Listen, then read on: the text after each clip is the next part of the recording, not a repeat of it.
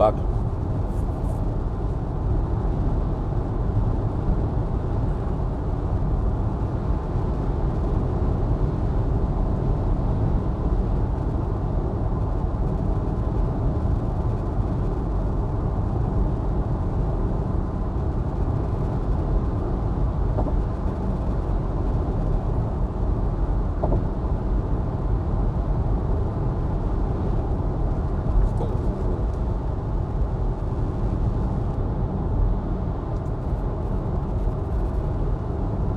Finally back. I had no idea we were offline. It wasn't obvious based on the chat that we were offline. I heard that we had the dropout, and I thought, okay, we are back, but no, we were apparently still in the dropout. So this is the third time I'm going to tell the story, then the scary story. If you guys are still online, or I mean, if you guys can still hear me.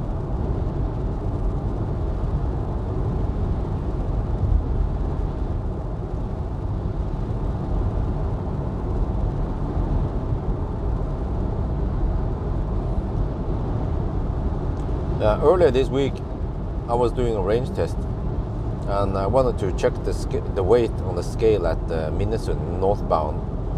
And I checked it, but it was CA, needed calibration. I was like, okay, whatever. And then I went over to the parking lot nearby there to shoot a thumbnail. Okay, fine, no problem. They're done. And then I reset stuff, and I wanted to go on a test, a 120 test. So,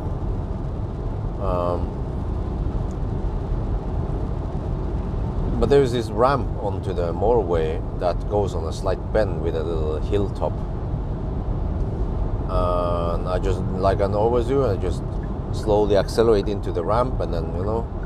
But then as I went around the corner over the hilltop, suddenly saw that there was a freaking Mercedes EQC backing up the ramp. Wait, are we still dropout? What?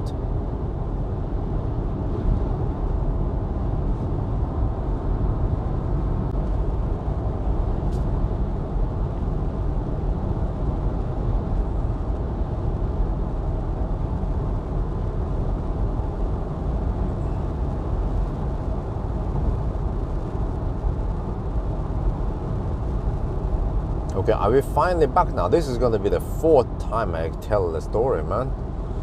I'm getting bored already. It's unbelievable how much dropout we suddenly get now.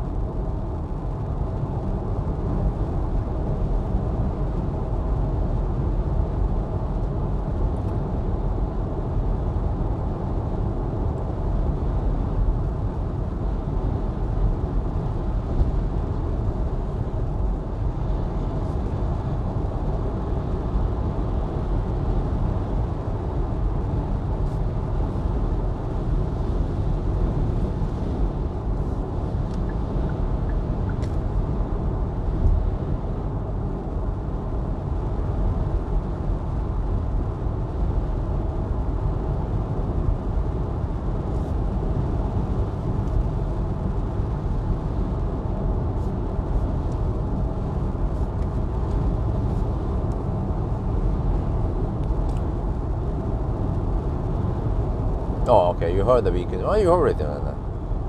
Yeah, so the freaking EQC backing up the ramp, that was scary. I just instantly brake hard, and I was ready. Both my hands were on the steering wheel as usual. That's how I drive. I don't have the douchebag one hand on the steering wheel, the other hand in the center console for no reason. So I was ready to steer if I needed to, and I didn't even have any reflexes to honk or flash. But fortunately, the dude saw that I came and he stopped, and yeah, I was like, "The fuck, man!" Told you there are many bad drivers in Norway, you know, because some Nisse backs up in the opposite, in the illegal direction, doesn't make it legal. Some Norwegian Nisse think that, oh, if I back up, then it's legal. No, it's still illegal. It would be better if you actually went nose in towards the illegal direction, because then you will see better.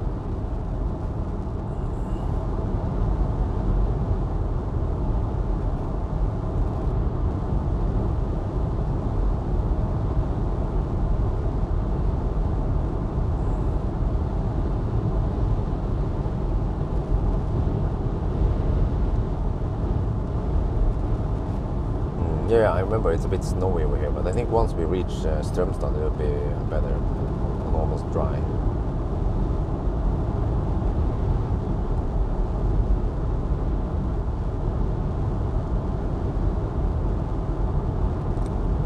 But you know, I wonder if I would crash into the EQC, who would be at fault then?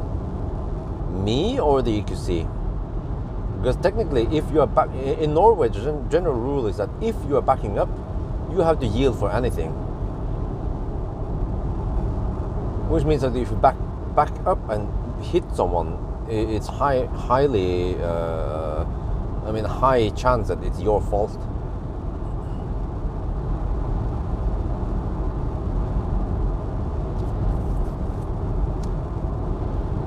But I mean, it's scary. Think about if it was a truck that couldn't brake that hard, or if it was some other Nissan who's not paying attention and has too slow reaction time.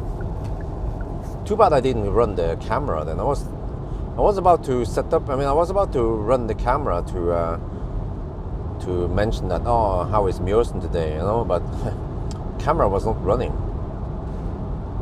Sound was set up and ready to go.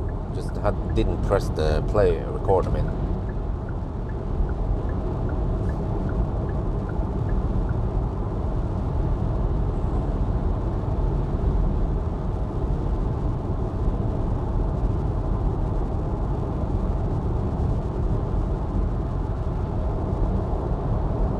Why 27 kilometers away? Yeah, it seems like the car wants to keep the battery at. The battery is hovering at 19 degrees Celsius now. It went not fairly fast, but it at least crawled up from 16 to 19, and now it just stays there. Like as if the car wants to keep it at 20 degrees min-temp.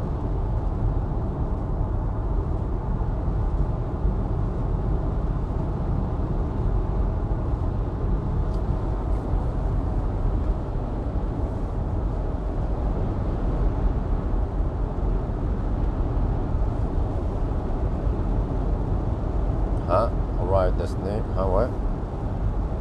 Is that a question? Huh?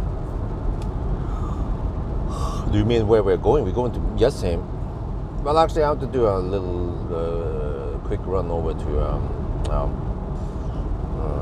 some place. Wait. Well, in that case, I could turn around at Cleavage and then a 9. Or wait, but then no, I can't do that. Then I end up in no man's land. Okay, I have to go to towards Jessheim and then turn around and then get over to Cleavage. That's the safest deal.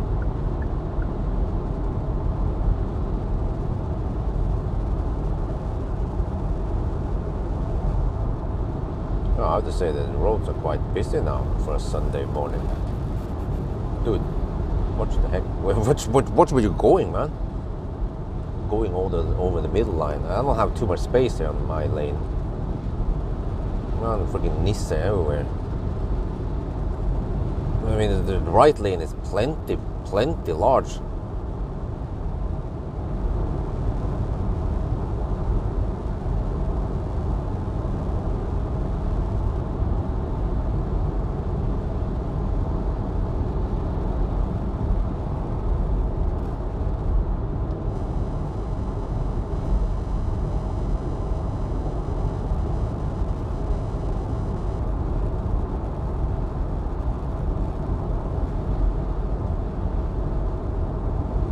Oh, classic Ioniq.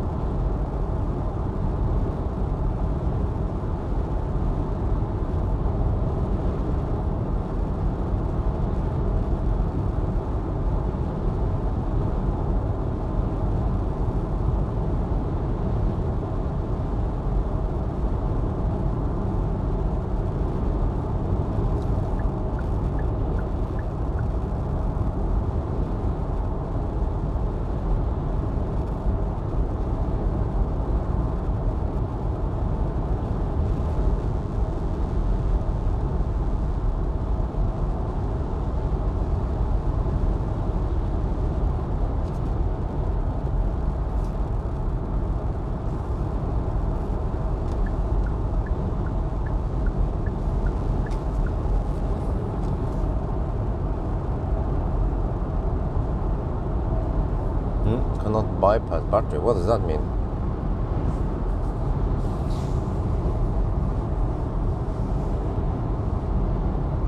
And Tesla can bypass battery, but I don't know what that means practically.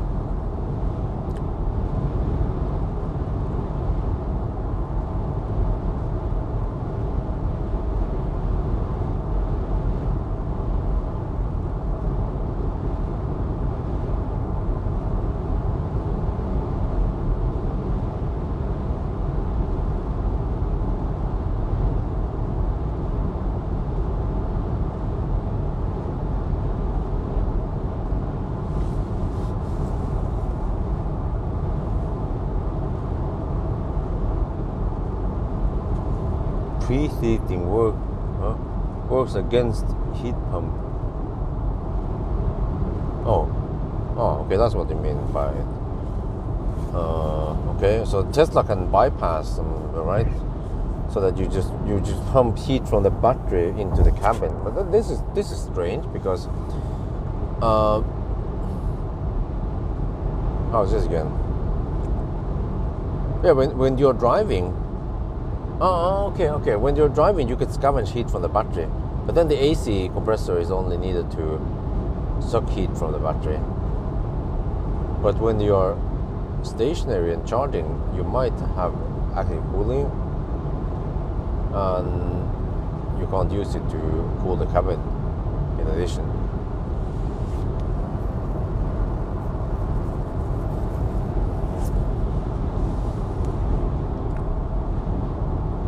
The 5 kilowatt, I've never seen 5 kilowatt. I've seen 4.4 kilowatt. 4 to 4.4 kilowatt.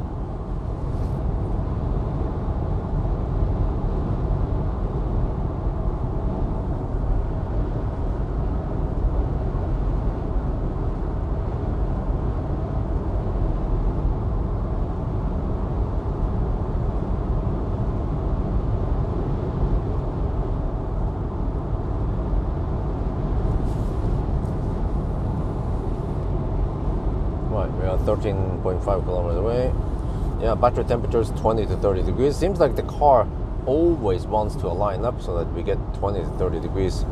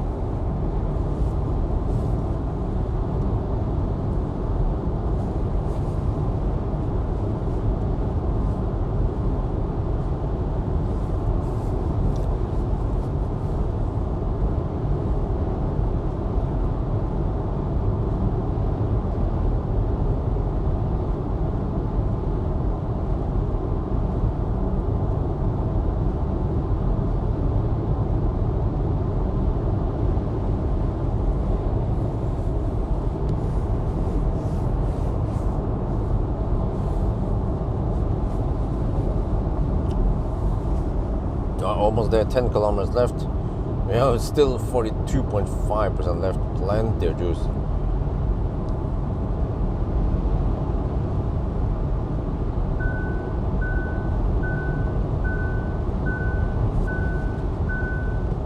Man, how the heck to stop that shit?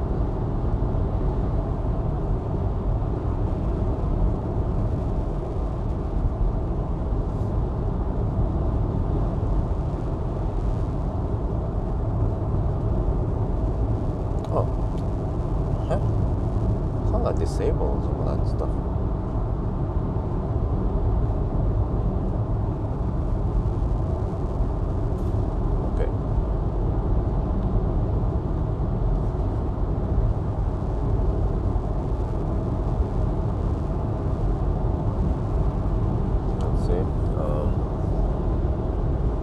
like 20. Yeah, it's funny.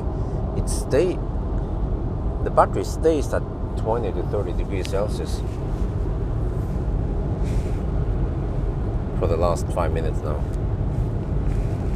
It doesn't go further up. And we will check something else. Maybe it will claim that everything has been preheated. No, it's still active. Yeah, it's still pulling 4.3 kilowatt.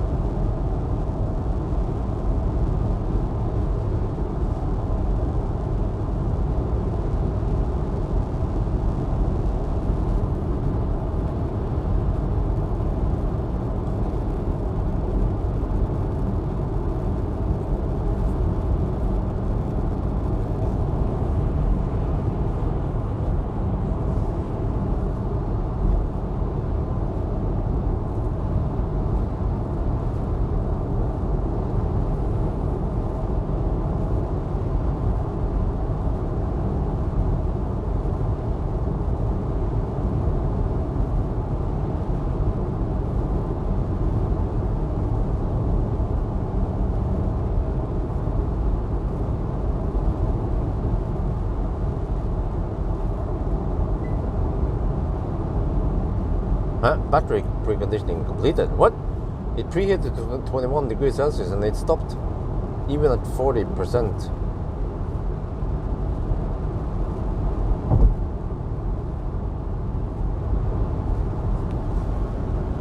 This is the first time I see the battery preconditioning finished.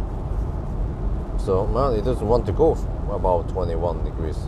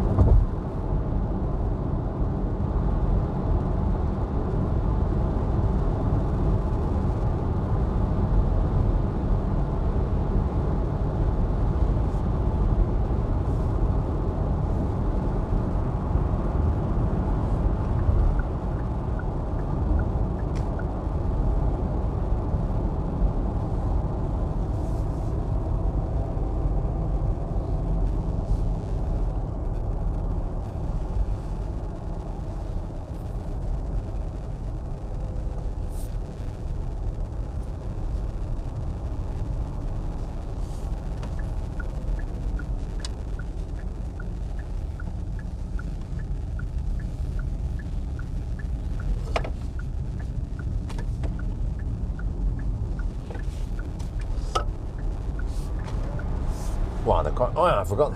We have 40% now, 38.5%. Plenty of power. Normally the car will be semi-sluggish towards the end.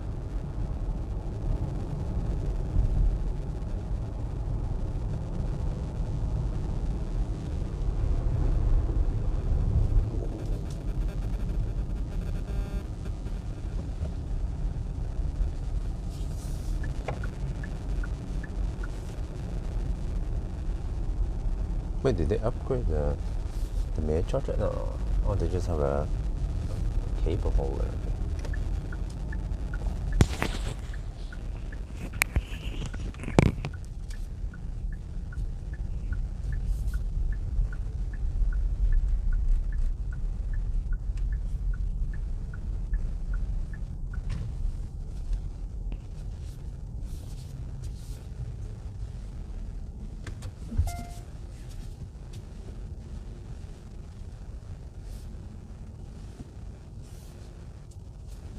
I should take the same charger I took earlier, because I know it works. And I have no idea if the other chargers work.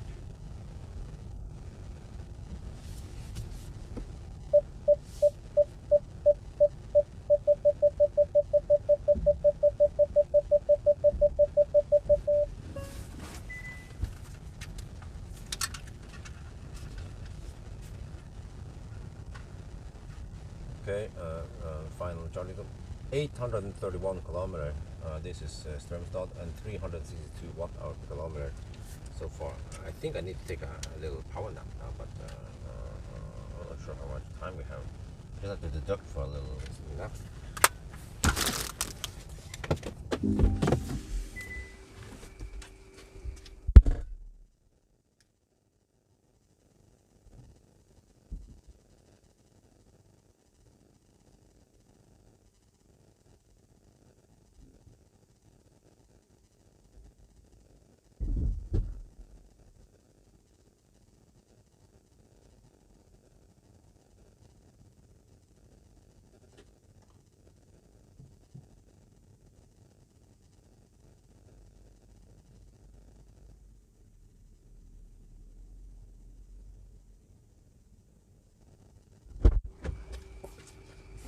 Oh, man.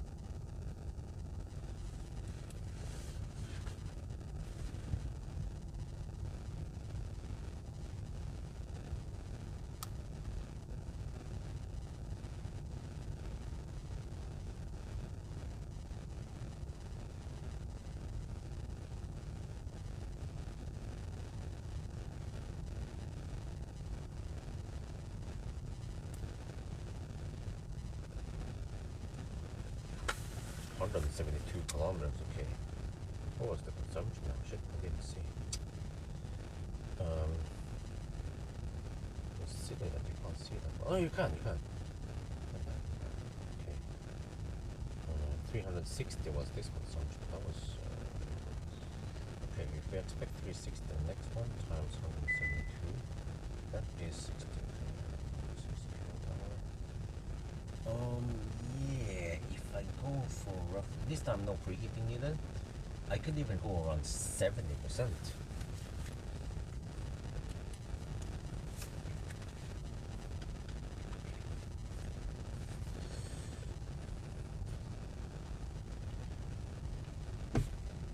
This is the last journey stop. We are now at Strömstad.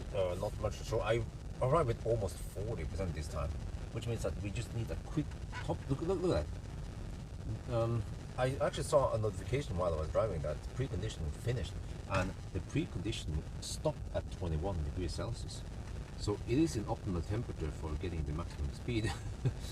But man, we have to drive now 170 more kilometers, and we will 99. This car, this is pretty cool. At least here you can see the charger. I mean, while we are charging, we can see everything here also.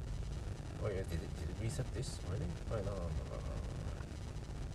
Yeah, it reset all that stuff. Ah, okay, whatever. But yeah, I will see if I can take a little power nap. I didn't get too much rest last night before I did this challenge, so yeah, rest for power nap for safety.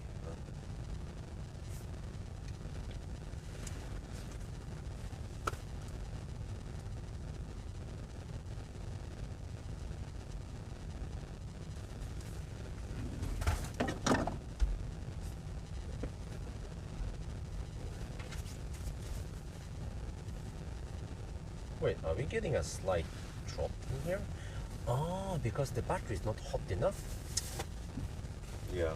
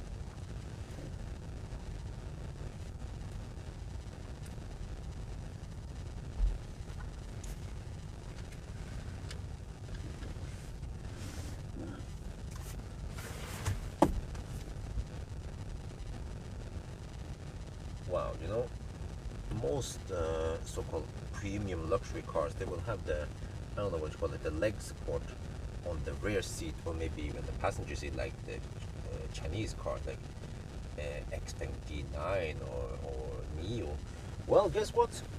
Here in the Kia, you also have the leg supporting. I don't know what you call this thing. Where is it? There were some buttons in there. Oh, there. If I push it forward now, it has the insane leg supporting. Oh, it doesn't go all the way up, but at least there. And then I can recline quite far back. And let's try to get some sleep. And then I have always the storm bag pillow with me. Yeah, okay. Let's see. Ideally, I need to move with the back, but okay, whatever. The front also works.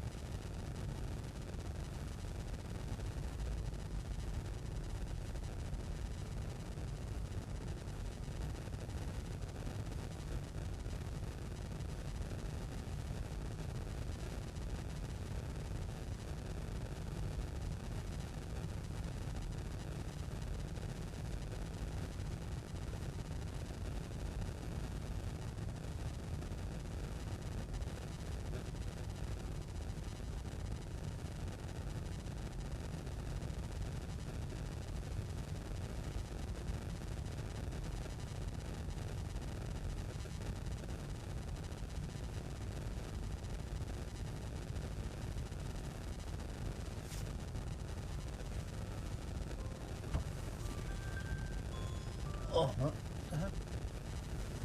What the heck happened here? What? Oh, okay. Alarms. Okay. Well, I don't know what happened, but I took a nap and we're now at 97%. I need to explain this to the. Oh, chat. I mean, to the video. Okay, but I did calculate how much we need to finish the challenge. Oh,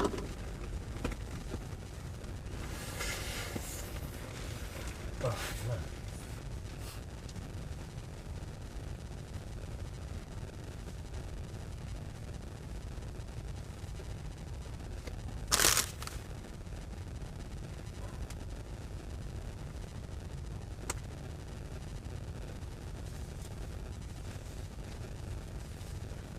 Okay, I need to go to the restroom, but I'm done charging.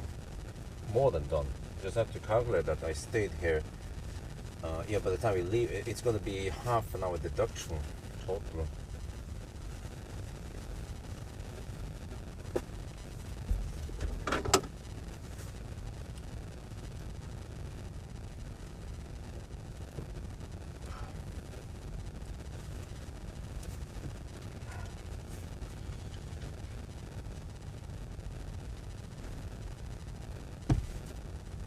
Oh man, that was very nice. I had a little power nap. I calculated beforehand that you see at 7:20 we hit around 70%. Now we just went way past 70%. But yeah, I'm gonna leave it. I just have to go to the restroom. But we will just deduct roughly half an hour of nap time. So yeah, from what I've seen, it will then suddenly jump from where you can see it. It would jump from 98 to 100%. But whatever. Okay, let's go. So let's see now. I have to go pee anyway.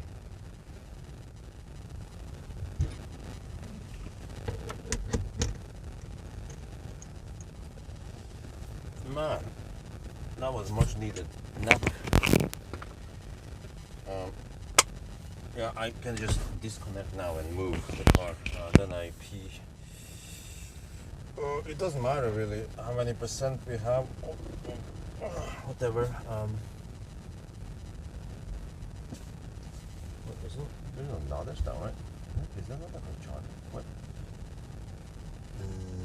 I don't know. But I might as well move.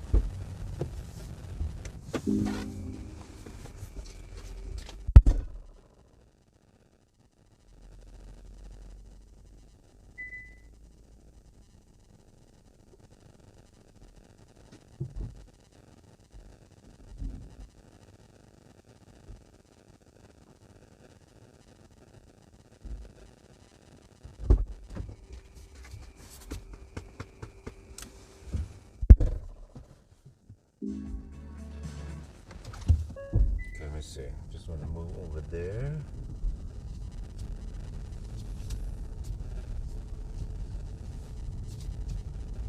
And I quickly go pee.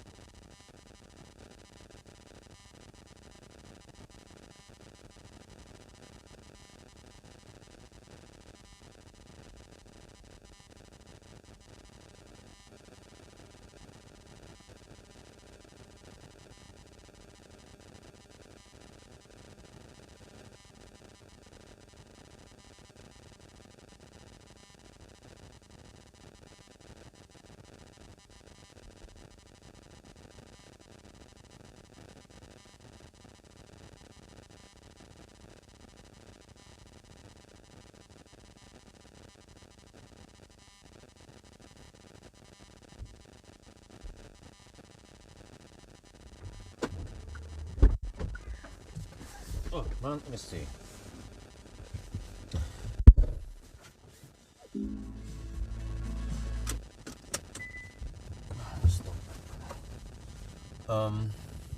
Since we already have deductions,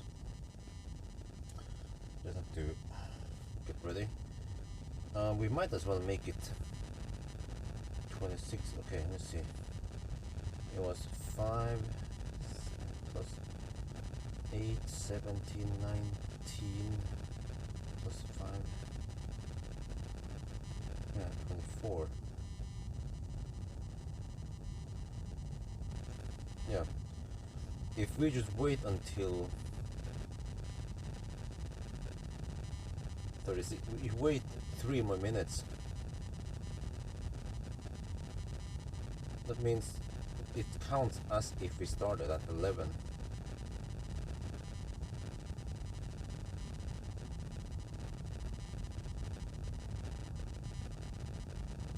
Okay. So we just have to count. Yeah. I need to reset some. I mean, I need to disable some safety shit. Yeah.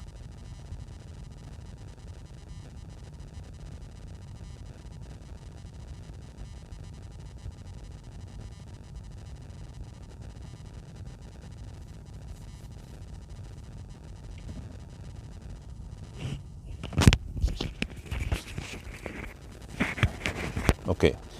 Or maybe it doesn't matter. We can just leave now. I count 1 hour minus. Yeah. Okay, whatever. We can just leave now. It's like an extra correction for the whatever we had earlier last night. Okay, so that's it. We leave now. But so we just take the current time and then add 1 hour. So we are almost at the 9-hour mark now. And we still have to drive another 170 kilometers driving through Oslo also.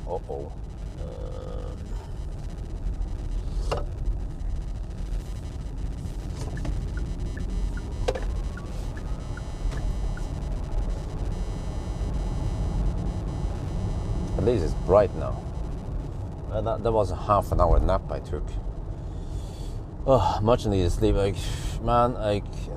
Nowadays I try to get enough rest, but it is hard, man. It was way easier to get some rest on the day before 1,000 kilometer before I got the baby.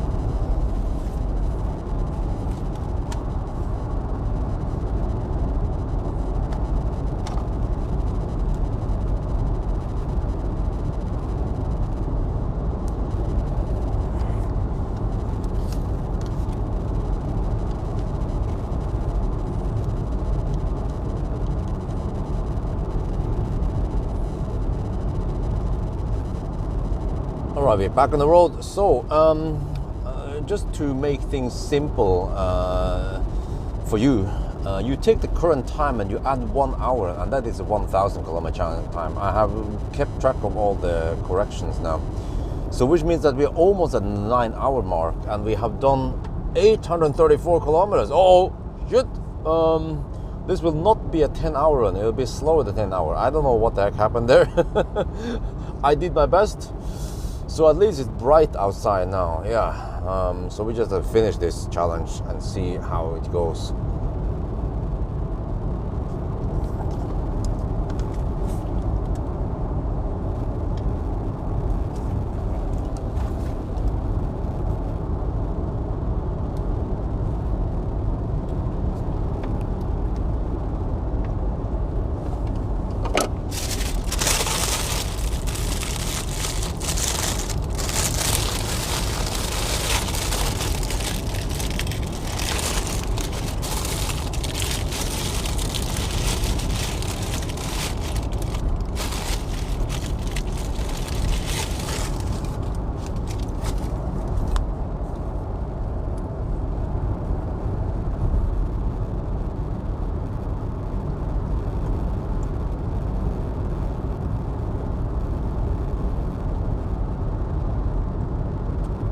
Yeah, so I just kept it simple for my viewers. It's just that I kept track of everything, and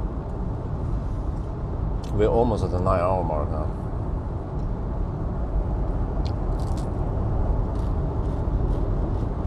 And we are only at 837 kilometers.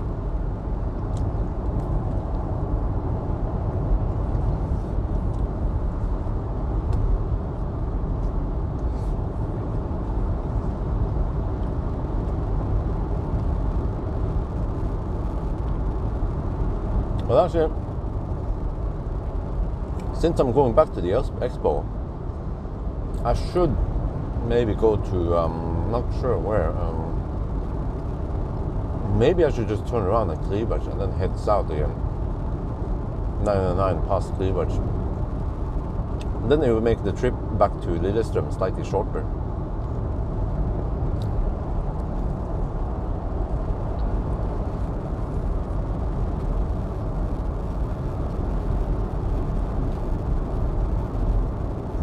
Yeah, it's still comfortable after 9 hours.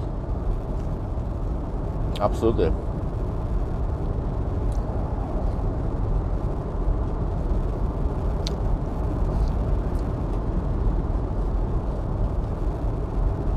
Man, that half an hour nap was much needed. Hopefully it's enough to keep me awake for the next 1.5 hours.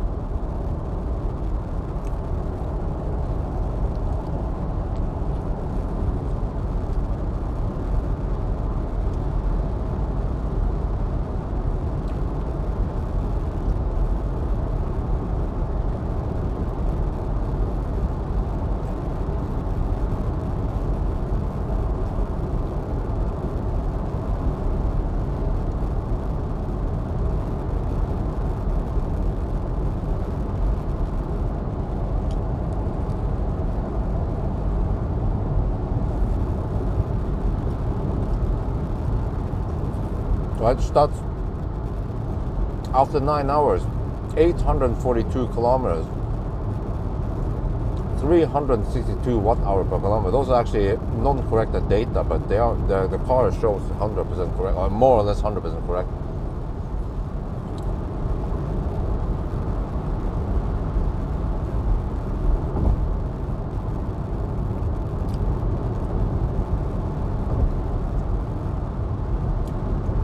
I just wonder if I could even turn around earlier, but yeah, I'm a little bit too slow. If I turn, yeah,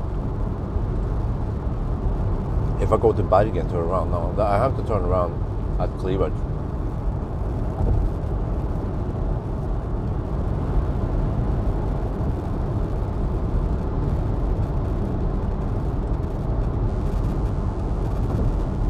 And then head towards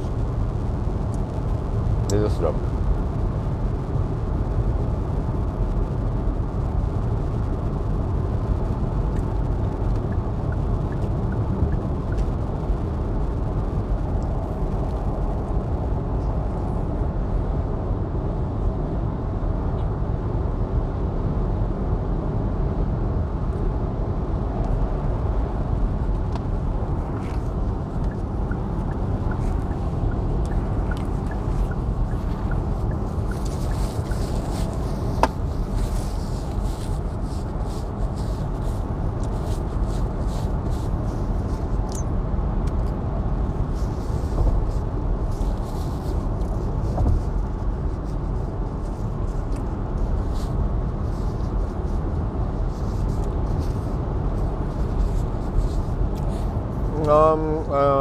Kids, I think you missed it. I said it just a couple of minutes ago that I had a nap.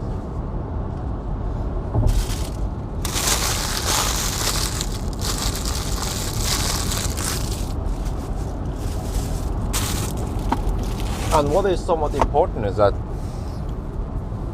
if I feel tired,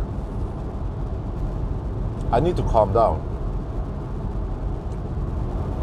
Which means that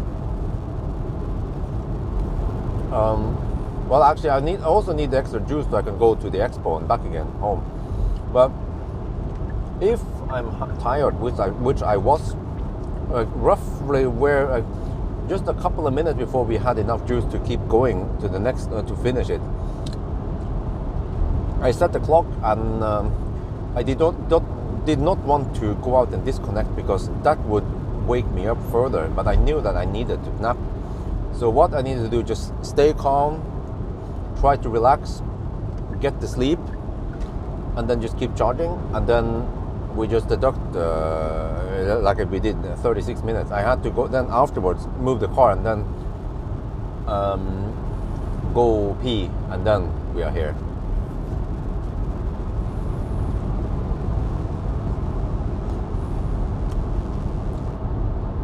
I need to catch the Rivian in the morning hours now.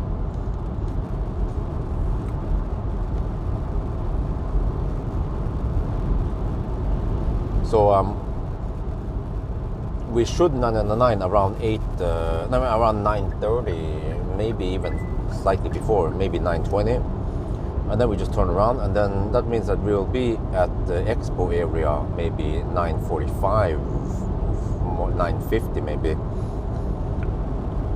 So yeah, I'll just get ready and get inside as soon as possible, so I can record the Rivian, and then head back, and then I'll hopefully home by around 11.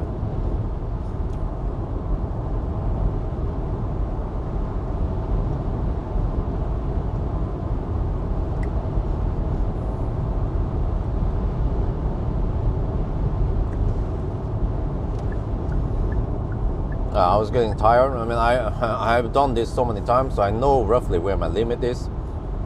So when I feel like I need to take a nap, then yeah, just have to take a nap.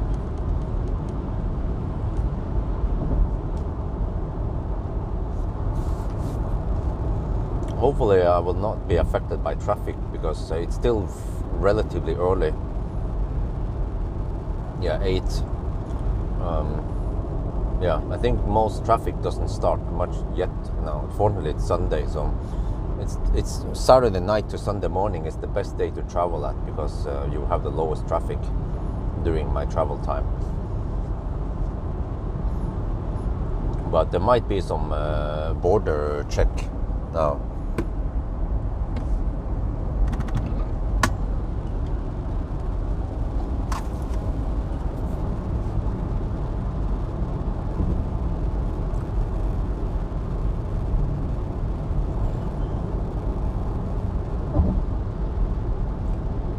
Oh yeah, right now I don't care about consumption.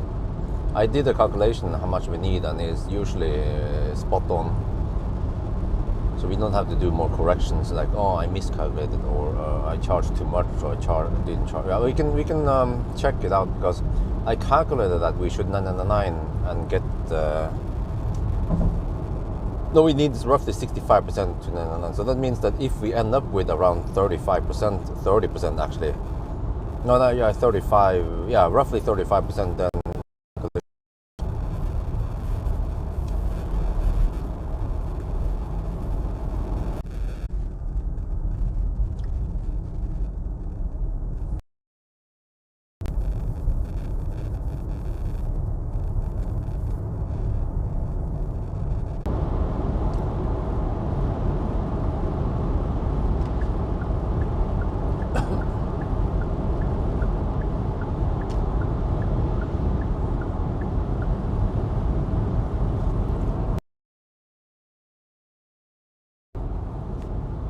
are we back?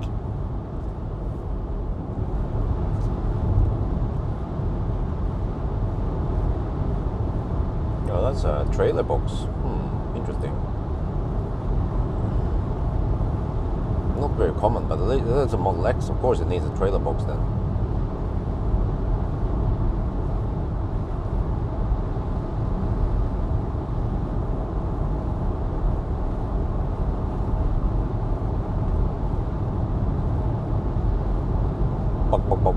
Okay, it's a Swede with a trailer box. IXT A box.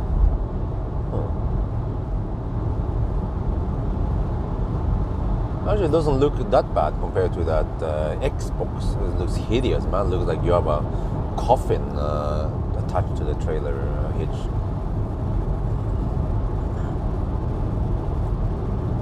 Right. So you guys know the time. Just take current time plus 1 hour, What you will need is distance, 869 kilometers now. But we have to pass through Oslo, which is a bit slow. But that's the name of the game. Well, actually, yeah, how is this again? Ever since I moved from Oslo, then normally I would have done that before, but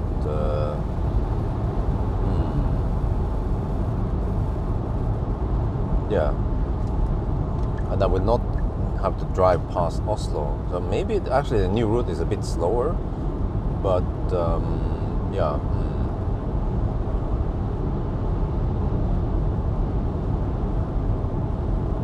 Because I was using 99 in the 90 zone, yeah. But then suddenly I have to go deeper into the city and then out of Oslo and then 99. I just wonder if that actually makes the whole route slower, maybe several minutes slower.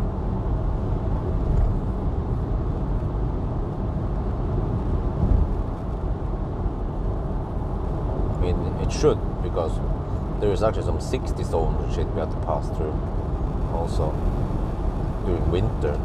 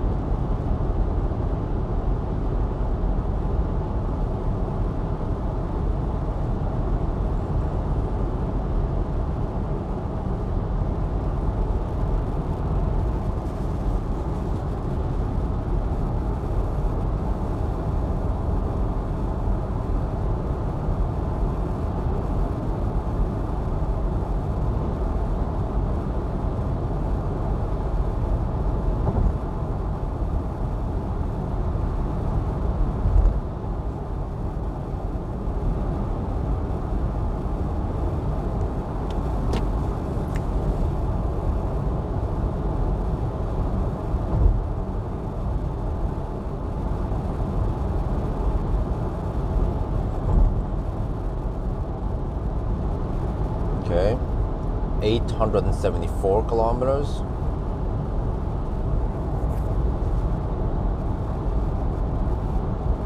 Oh, freaking birds.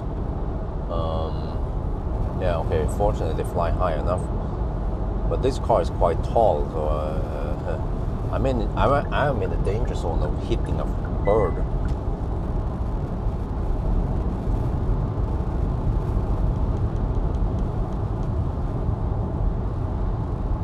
Wow, there seems to be a lot of tourists coming into Norway. I've seen lots of these with roof boxes and shit. And there were surprisingly a lot of traffic at Strømstad, charging traffic. I mean, all the stalls were occupied, or I mean, almost all of them. So there are some Swedes and Danes coming into Norway now. Do they have some winter vacation?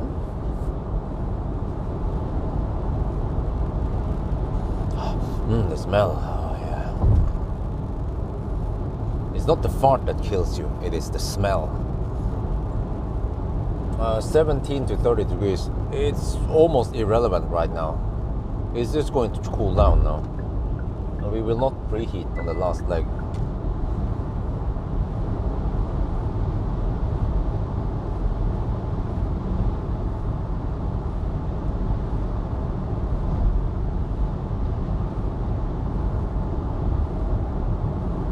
Yeah, another Swede here with ski box. Lots of foreigners with ski boxes heading into Norway. I bet they come here because of the snow and the mountains and the cold weather.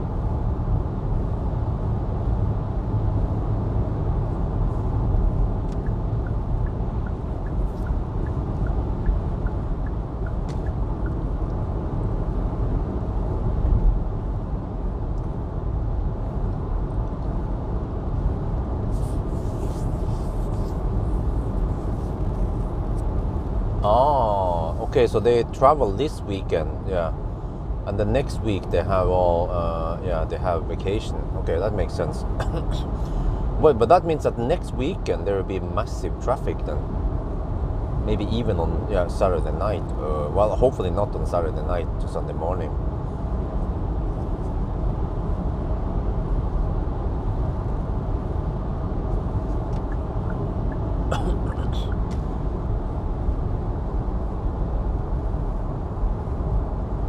Yeah, Trysil, that sounds about right. Trysil, Hemsedal, Hafjell. Yeah, this is another Dane.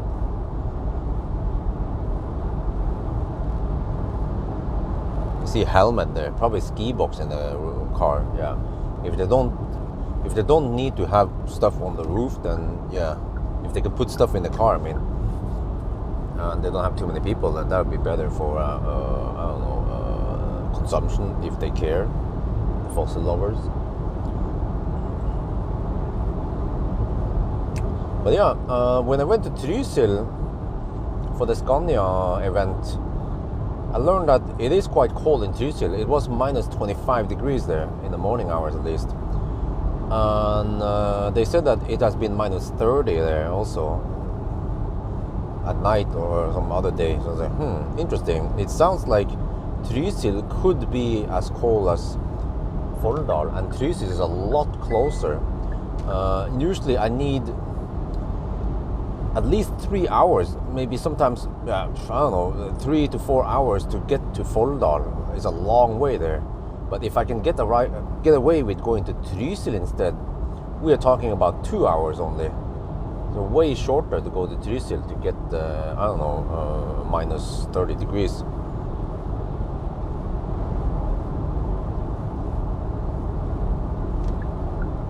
Well, traffic is still low.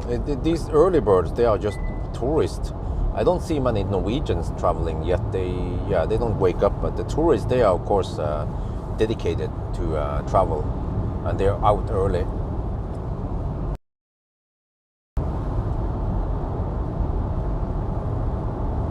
Carnival, I suppose.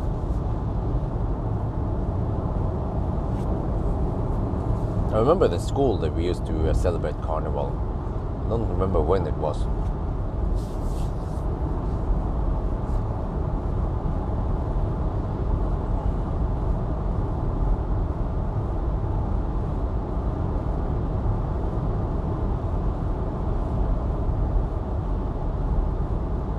Right, 886 kilometers. Consumption is 364. Wait, I think that's not the highest. Wait, I wonder if we had even other cars with higher consumption during winter. No, not like crazy cold winter, but more like around 0 degrees like we had here. Now it's minus 3, but at least in the Swedish side it was +1 most places.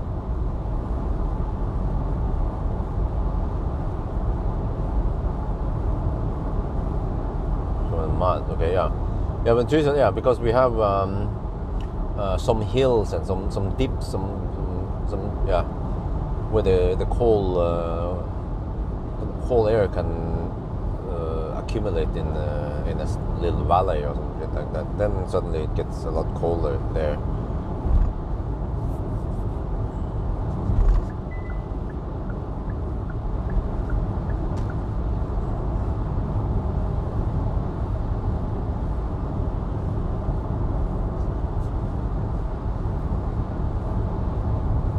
Man, it's a bummer that Kempower, at least in Norway, Sweden, the Kempower, they are kind of weak sauce. They have been configured for only around 300 to 375 amp, even though they can deliver 500 amp continuous. So then I end up using Ionity or Hypercharger instead in other networks than using Kempower. So it's actually recharge cheaping out on Kempower hardware.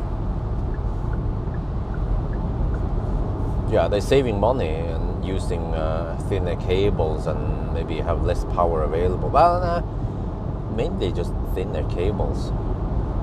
And yeah, of course, they don't have all the hardware for water-cooled cables and 800-volt architecture.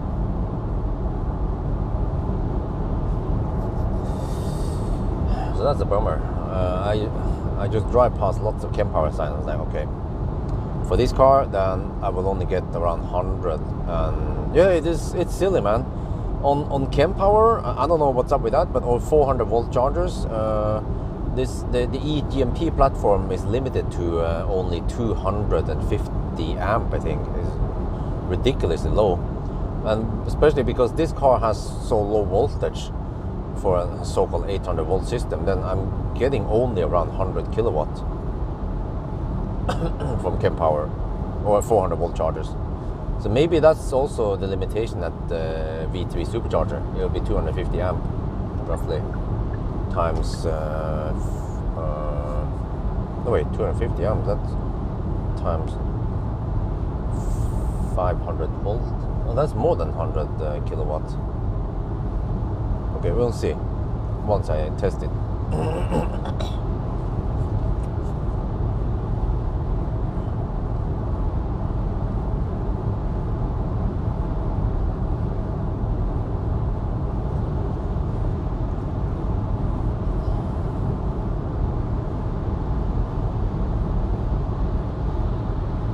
Yeah, another Swede with a ski box. Man, everyone is gonna gangbang Trysil.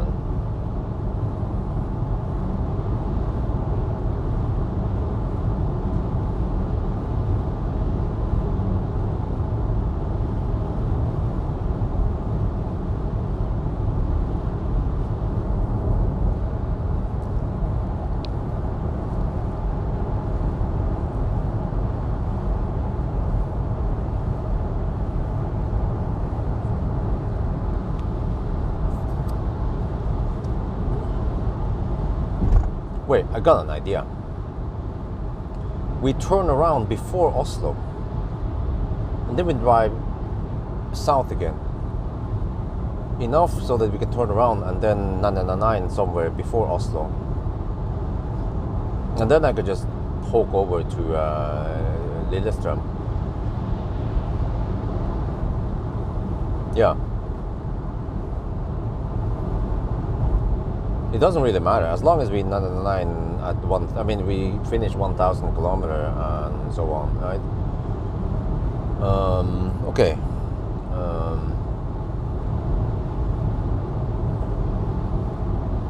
Because then I don't have to drive past Oslo, turn around, and then drive back again, and then wait. Or maybe I can just wait. Okay. There's another solution, which is that I can turn around. Wait, I need to go to Skedsmokorset. Yeah, that's true. Yeah, you see, that's kind of like a long detour. But I could even 999 on the 90 zone towards Lørenskog, around Lørenskog. Yeah. So then I only have to drive 5 minutes to get over to. Yeah, let's do that instead. To get over to the Expo, so just minimize the extra driving I need to do. There's really no reason. I mean, since I'm not going home, but since I have to go to Lillestrøm, then I can find a suitable turnaround point, and I don't have to do a little back and forth.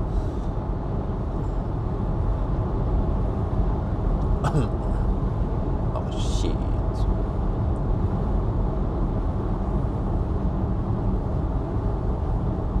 Well, is he gonna camp all the way to the next car also? Yeah, of course.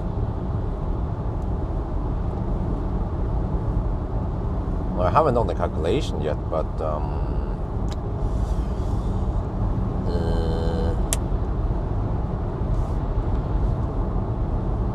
man, does he not have blinkers?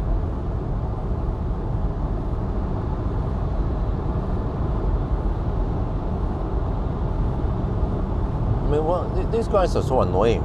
It's a woman. Freaking woman. You know, you think it's like a dude being annoying. No, it's just a woman not using tempomat. When I try to overtake her, she speeds up. And then she slowpokes when she overtakes the other cars. Woman, come on. Well, MQBG, yeah, I think he subscribed to me many years ago. He might not pay attention or watch all the videos, but at least, yeah, he's a subscriber. Let me see. Actually, the closer to Oslo I go, the more traffic we'll have. So maybe I just turn around here. Yeah, I might as well turn around here. This is a relatively quick turnaround point.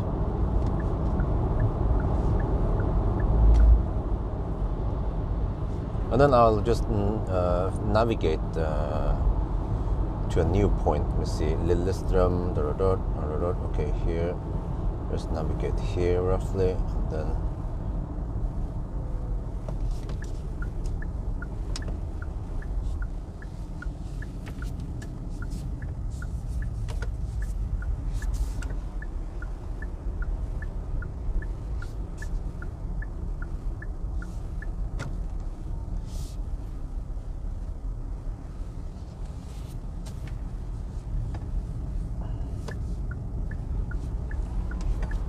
And we have so much juice that there's no problem really juice wise.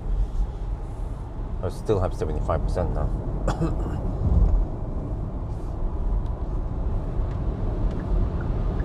Okay, see. No, I'm not gonna while going south. Okay. I need to explain one more time what the whole deal is here.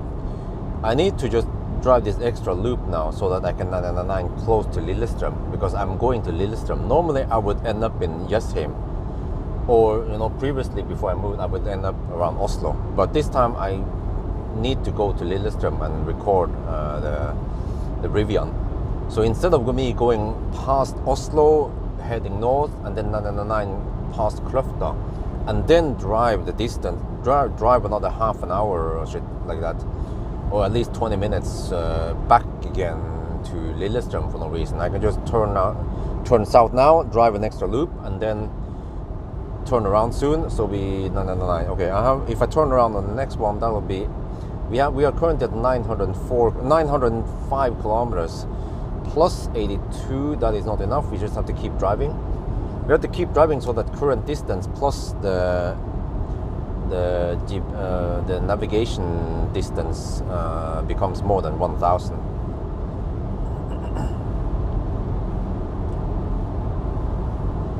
Streamlabs is a bot.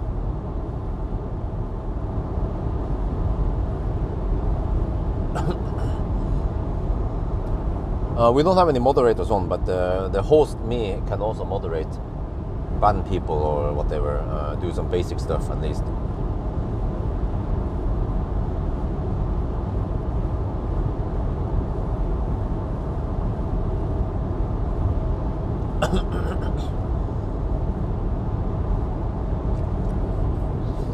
Okay, let me see, 906 plus 80. Okay, we still need to drive south a little bit more. But yeah, this got me thinking, because think about this. I will usually 999 in the 90 zone around Tusenfryd, right? No wait, that was before I moved, yeah. So I would 999 over there. It kind of makes sense because we can then stop at Helsingborg. But how did I do it again? Yeah, when I started going to IKEA instead, it just shortens the loop slightly, and then I had to 999 slightly further in, but not that much.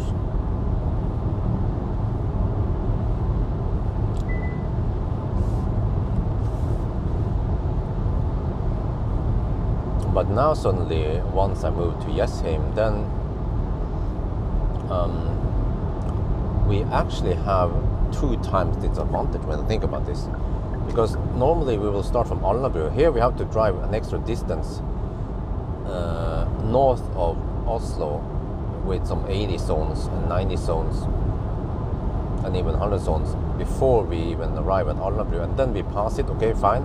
But on the way back, we don't end up south. We have to then push through Oslo again.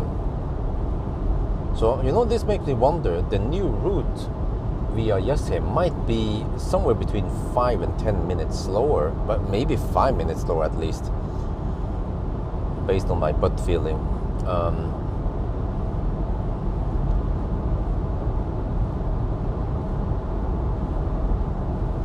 One way to measure this is I have to drive at night.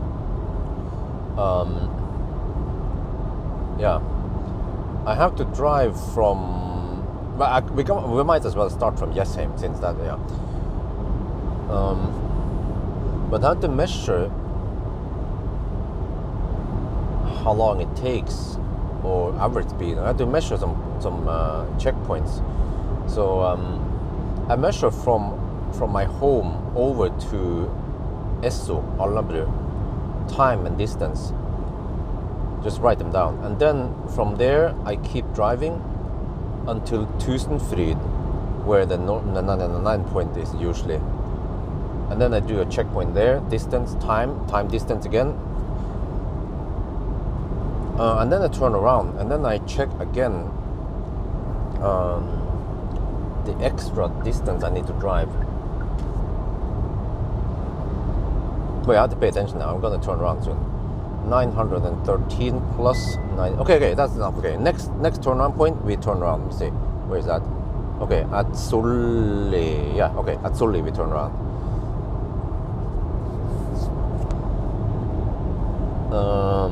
Yeah, because if you think about this, the extra, like I suddenly now have some distance via Oslo, new distance that before used to be, if you stretch it the other way around, now I turn around at Hollandsåsen. I would then previously drive past Hollandsåsen in the 110 zone, all the way in, and then so in a way we have to then compare 110 zone versus a bunch of 190 and 80 and even 60 zones via Oslo.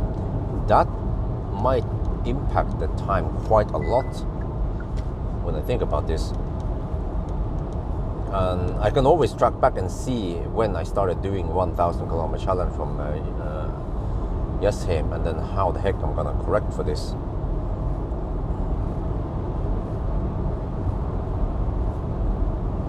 Maybe just to make it comparable with historic numbers, I have to maybe deduct 5 minutes, fixed by default, regardless. So it will be comparable to previous results, or I have to take all the previous results and add 5 minutes. But I don't know. I need to figure out the time difference here. But it is possible to measure everything on a night run. Yeah, I just need to drive about I don't know, 1 hour.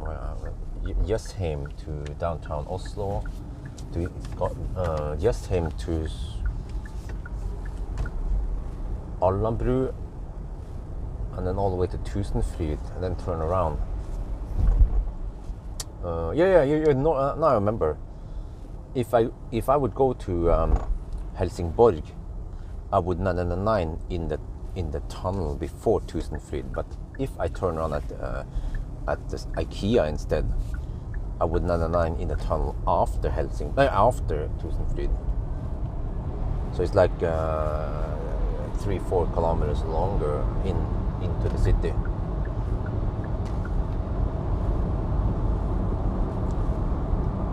You retest new route with no.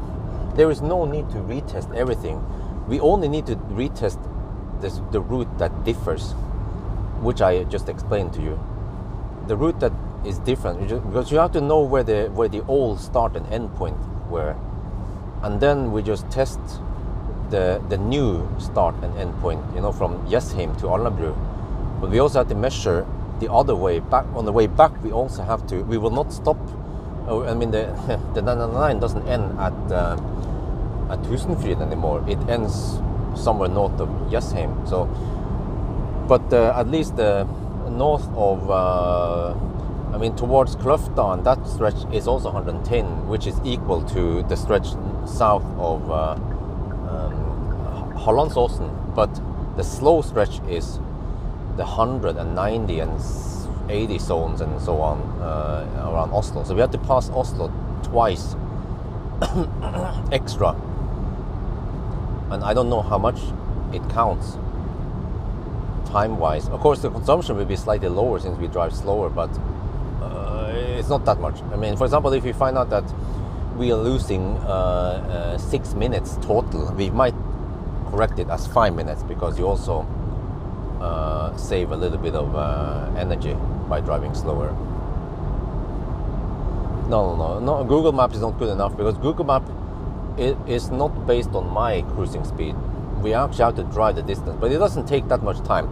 So retesting with a fossil car is kind of pointless and takes a lot of time, like 10 hours or some shit total, or I don't know, at least 9 hours. But if I just drive from Jessheim over to Tusenfryd, that will take maybe 45 minutes, and then I drive back. So I can do the measurement in roughly 1.5 to 2 hours, and then I have enough data to apply all the corrections, or figure out. I just want to figure out how much slower it is. But on the other hand, that is just one side of the story, because we then shift everything. You can say, yeah, okay, it's slower, but you also suddenly charge on different places than you did before, and it might actually be an advantage that we have this new charging, like, I don't know, the track of charging, because normally, previously, we would never stop at Strømstad. Like, stopping at Strømstad would be too early, but now suddenly stopping at Strømstad might be perfect in many cases, and that is suddenly an advantage, right? So this is why it is quite hard, and also it does not apply equally to every car, the advantage, because it depends on the range and efficiency and so on each car, and even it depends on if this is summer and winter. So, you know, you have to understand you have to understand how the test is done, the route, and so on, to figure out the error and somehow try to correct for it. You know? Just like recently when we heard about NAF when they test. You know what's funny? If you Google Nissan Aria NAF range test or rekkevidde test, yeah. I think it's Norwegian. I'm not sure if it's indexed in English, but you can Google translate range test. It will be rekkevidde test. But if you say, or just say rekkevidde, you say Nissan Aria rekkevidde winter test something NAF. There is a result table. I mean, there's a result page for that test. The Aria was tested recently, the E4s, and they NAF measured the range to be 370 kilometers, roughly 369.6 or something. But where did the Aria end up? Where did it stop? It stopped almost at Hjerkinn. It stopped at 960 meters over sea level, and NAF does not correct for it. And I calculated based on the weight of Aria that counts for 6 kilowatt hour, which is freaking huge. Aria averaged on their test 212 watt hour per kilometer, if I remember correctly, and it should be 196. So the elevation difference is actually 16 watt hour per kilometer. And another weird thing is that, I mean, NAF test is full of errors. Like, it's almost unbelievable how many errors they can do. For some reason, I measured Aria to have 79.9 kilowatt hour net capacity. You round it up to 70. It has 70 kilowatt hour. It has 80 kilowatt hour net capacity. Yeah, to 0%.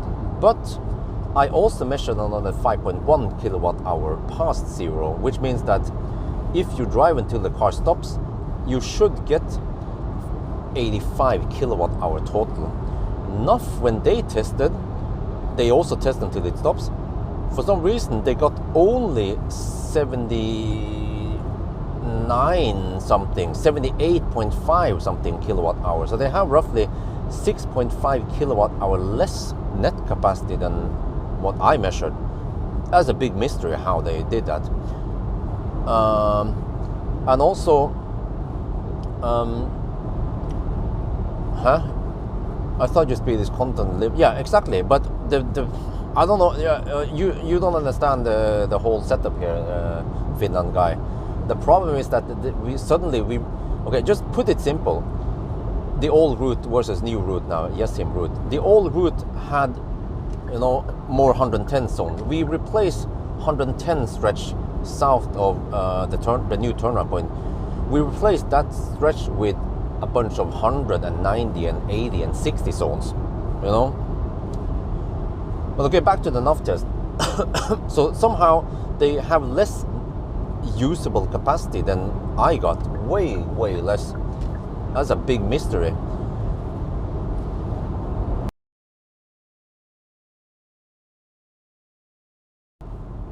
Another weird thing is that they compare against VLTP, okay, fine.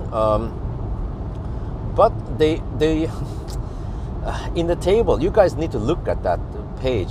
It is full of errors.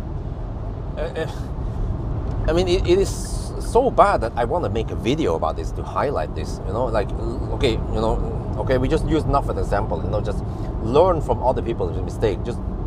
I will explain what is the problem. According to VLTP,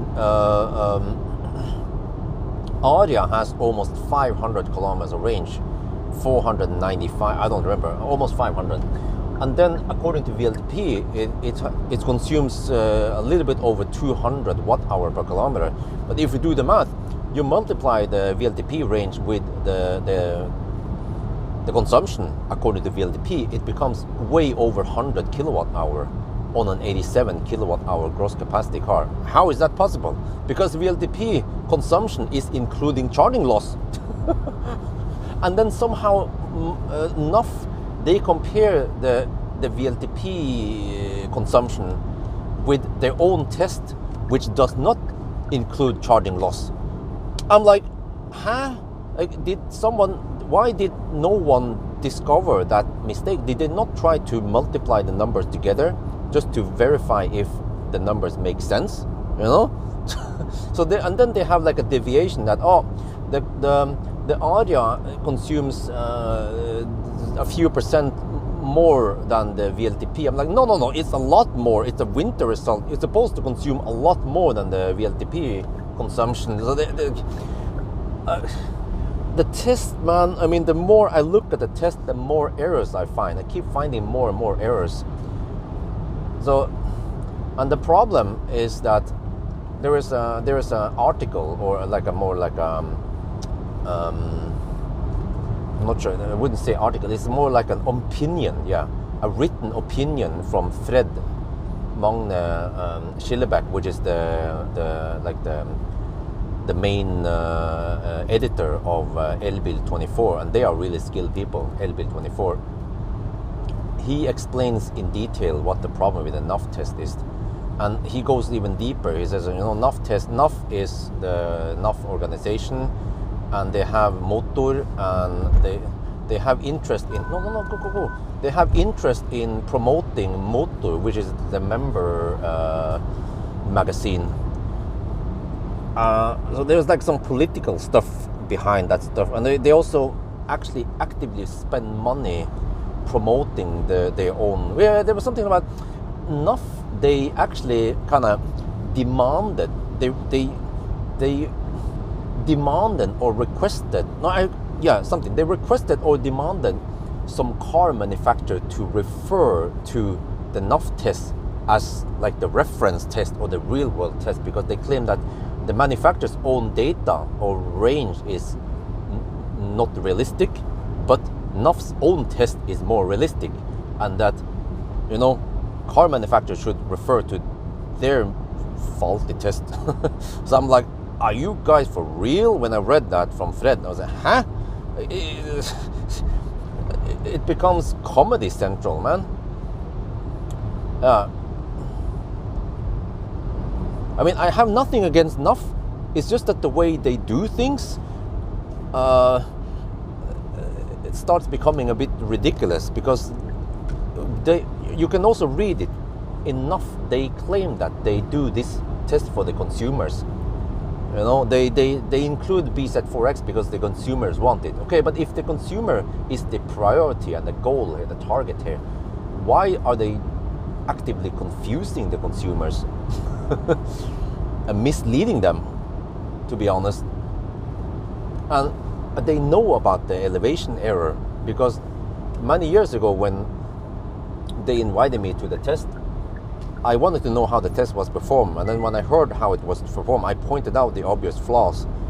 It was not only the elevation error, but some other stuff also. I think about temperature, GPS speed, you know, error, distance error. I know a lot about that stuff. Did they correct for it? No. It is so, because consumers are stupid. They don't care. They don't want to spend time investigating and learning about how the test works. They just want to look at the bottom, the conclusion, which is that Hi-Fi beat model, Hi-Fi set beat Tesla Model 3 Highland in the range test. What? Seriously? Oh, they are not even competing in the same price range.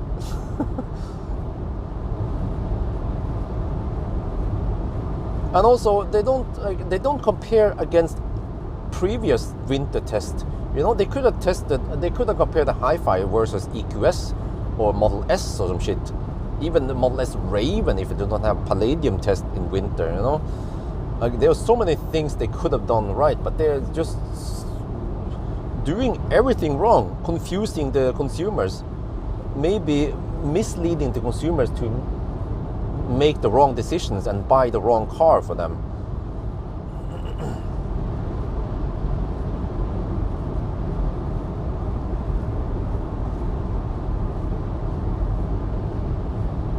Well, so the video I made didn't really get that many views, and maybe they didn't understand. Like, it seems like okay, I might need to make a follow-up video here, because I feel like my audience, they are still clueless, even though I'm a little bit disappointed, because I would expect them to understand the test procedure, the the physics behind everything, and that elevation change makes a big impact. But then some Norwegian needs to be like, I like the test from NAF. You know, it's not millimeter precision. It doesn't have to be that accurate, you know, it's a real world test. I was like, dude, you have no fucking clue what you're talking about. You know, you have no fucking clue about how the test is done and how big the error is. It's like the error is in the magnitude of 10%, which is insanely high. Normally when serious people do tests, we might be talking about maybe 1% error or 0.5% error. You know, even my test, if a 10-hour run has a 5-minute error, that is 10 hours is 600 minutes. Yeah, and if I have 6-minute error, that is 1% error. But in the NAF test, if you have 10% error, that is like freaking 1 hour error. You know, yeah, if that makes any sense. Or if you want to measure the shower wall, instead of using a measuring tape or some shit, you use your thumb or your foot to measure it. And then you think that your foot is 30 centimeters or that your thumb is 2.5 centimeters. And then you measure it, and somehow you screw up, and what's supposed to be 100 centimeters, you measure it to be 90 centimeters, and you go to the plumber with those dimensions, and then they bring the wrong shower wall. That's basically how it is in a nutshell. But the problem is that the error enough on each car is not the same, because it favorizes or it punishes cars that has around 400 kilometers of range, because at 400 kilometers you are at the top of the mountain, Hjerkinn. But if you drive a little bit further, and especially if you have 550 kilometers of range, you would then suddenly go downhill and regain a lot of that juice you spend. Also, if your car has short range, like 200 kilometers, then you will stop before you enter the mountain. So this inconsistency between the cars makes it also bad. If all the cars had the same error in percentage, you know, then it would be okay, whatever, every car has the same error, so it's fair, so you can at least compare them. But now, because the error is variable or random, it doesn't make any sense to compare the cars between each other. It's like the test result is useless. you know like, for example, take me. If I make an error but I am consistent with my errors, at least every car will have the same 1,000 kilometer error, right? Or in a way, yeah. Well, this is the reason why I want to correct for my possible error now, because at least up until now, when I used to take the old route, right, the route going to Helsingborg and stuff like that, the Helsingborg, Ionity Helsingborg versus IKEA Helsingborg, there is no difference there, no measurement, no significant difference. We might be talking about 1 minute difference only. But the Jessheim starting point now, I realized might have a significant difference, or actually a significant disadvantage. And I kind of knew that maybe the Norway route had a disadvantage. Well, the Norway route was slower. I know that. Norway route is slower to drive, but Norway route has so many charging points, locations, that suddenly becomes an advantage over the Sweden route. Disadvantage with Sweden route is that many times you are forced to go to the next Ionity or supercharger because there is no other option. You have to maybe charge longer than optimal, or kind of short-ish, like only 40%, and then you hammer to the next one. Yeah, but yeah, I know. I tested Audi in summer and then tested Vita. Yeah, but I could even prove it that you can test this summer and winter, and you will get the same result. You get the same kilowatt hour out of the battery. Many people claim that you get less kilowatt hour during winter, but do they have any test results to back up with? No. I have a shit ton of results. I have tested cars summer and winter, and I found out that you get the same amount of kilowatt hour unless you drive until the battery is frozen. I don't know, like if you screw up and the battery is cold and shit like that, if the battery doesn't have the same condition before and after and between the tests, yeah, that could affect the result. So again, a general misconception that you get less energy out. It's just a wild assumption that people make without even testing to find out if their claim is correct or not.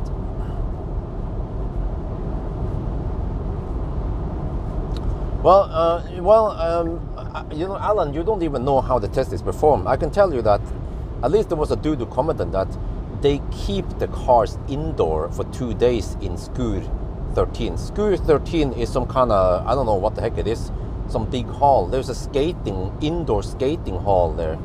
But I asked them, I actually want to ask NAF directly a lot of questions, but I don't know if they even know everything. There must be someone in charge there who knows all the detail. Like, I mean, everything, What is the inside temperature? Do you guys use any OBD stuff? Do you know what the battery temperature is? Do you use car scanner or scan my Tesla? Do you care about it? They have an extra temp sensor, and they have a thermometer, and they hang the sensor in the middle of the car, in between the seats and so shit. And they are actually instructed to adjust the temperature in HVAC accordingly to get 21 degrees Celsius. Yeah. So they actually supposedly, according to what I know, they try to at least keep the correct indoor temperature. But that's just one thing. What about speedometer error? What about distance error? What about people's driving habits? Because I'm not sure if they use cruise control all the time, but at least they drive 8 in the morning, so there is not much traffic on a weekday. So that's good. But there are so many factors that could affect the consumption. But does it matter though, all of that? Well, not that much, but the most important thing is the elevation change.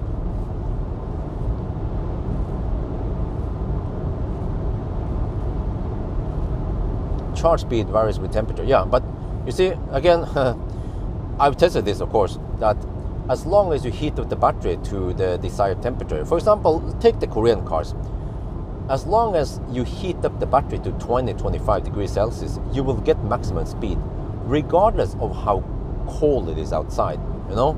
The reason why some people cold gate, that is because you haven't preheated the battery, maybe there's no preheating option, and okay, I mean, because most normal people, they don't have insight in what's going on in the battery. But if you can see, like I can see, it's not that hard, you know. You will see that as long as you have 25 degrees and 10%, for example, you will get maximum speed, and your winter charging session will be exactly the same as a summer charging session.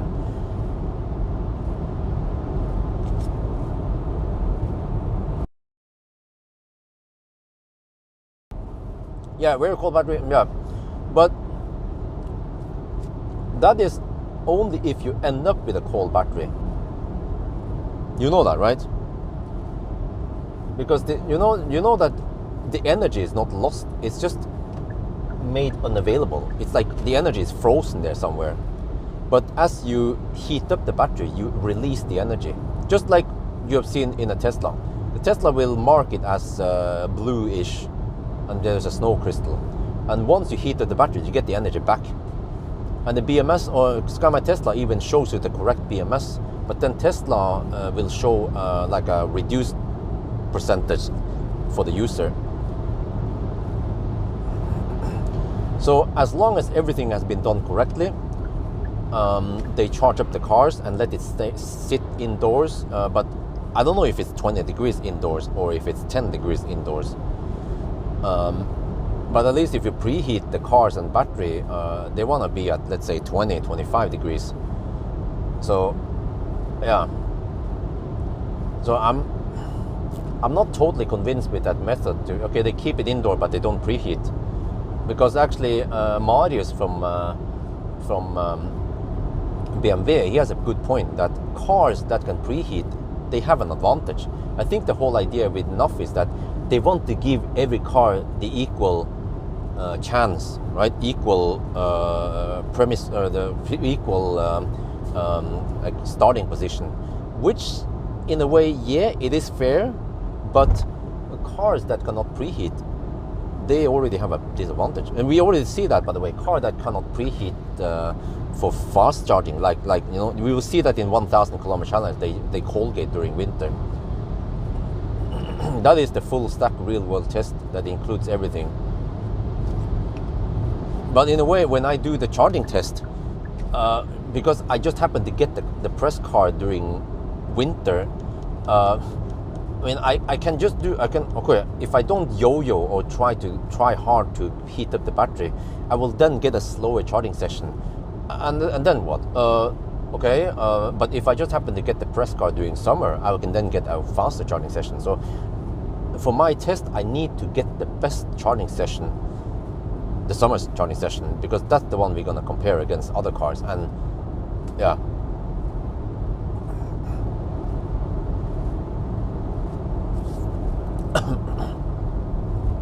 But okay, but you know, this basically means that for some reason NUF, they managed to screw up there. And also, if you look at something else, Hi-Fi set, NUF claims that it consumed 240 something watt-hour per kilometer. And if you take that consumption and multiply by the distance it drove, it becomes way over 120. It became 126 kilowatt hour, and the Hi-Fi set is 120 kilowatt hour gross capacity, and I have measured it to be 109 or 10. I think 109 kilowatt hour net capacity. So how the heck did they get 126 when I get 129? Well, if the display is lying, then yeah, that makes sense. But I can even look at the charging session, and we can look at I don't know, 10 to 90% or 10 to 100%. how much energy did we get from the Ionity versus how much I claim that we have. So as long as, for example, if I measure 109 kilowatt hour and we get let's say 115, 120 from the charger, that makes sense. The rest is heat and losses and stuff. So, you know, the test I've done with charging test and AC charging test, DC charging test, all that stuff points towards that the display shows correct. You have to understand how the car gives you the numbers in the first place. You know, how does it know the average consumption? Well, it knows how many kilowatt hour you spend, and then it just divides that by the distance it thinks it drove, but then distance is incorrect in many cars. The car doesn't automatically get a watt hour per kilometer. It needs to calculate it.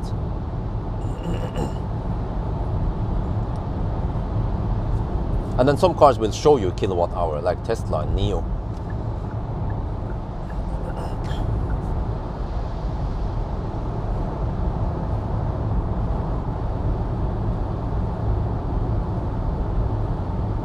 It's bit doing a safety test.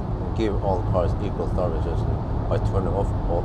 Yeah. It's almost kind of like that. Yeah, like it's like you're doing a crash test, but you turn off the airbag on purpose to give all the cars equal,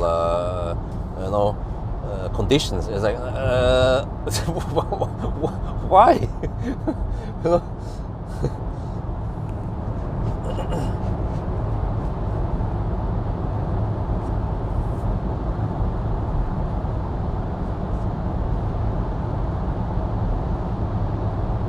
Okay, wait, I've been talking too much now. 973 kilometers. We just passed the 10-hour mark now. 10 hours and 6 minutes.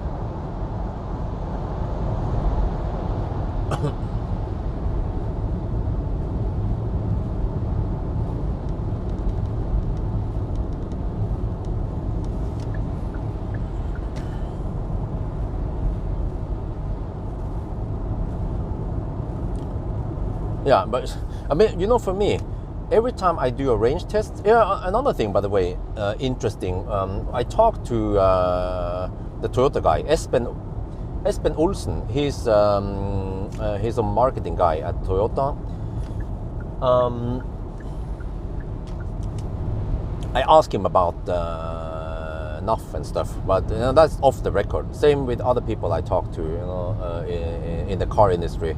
It's just off the record, but at least what they said officially, you can read about this also online, is that Toyota claims that, or I mean, maybe they don't say it directly, but you can read between the lines that Toyota does not trust what the car reports as consumption.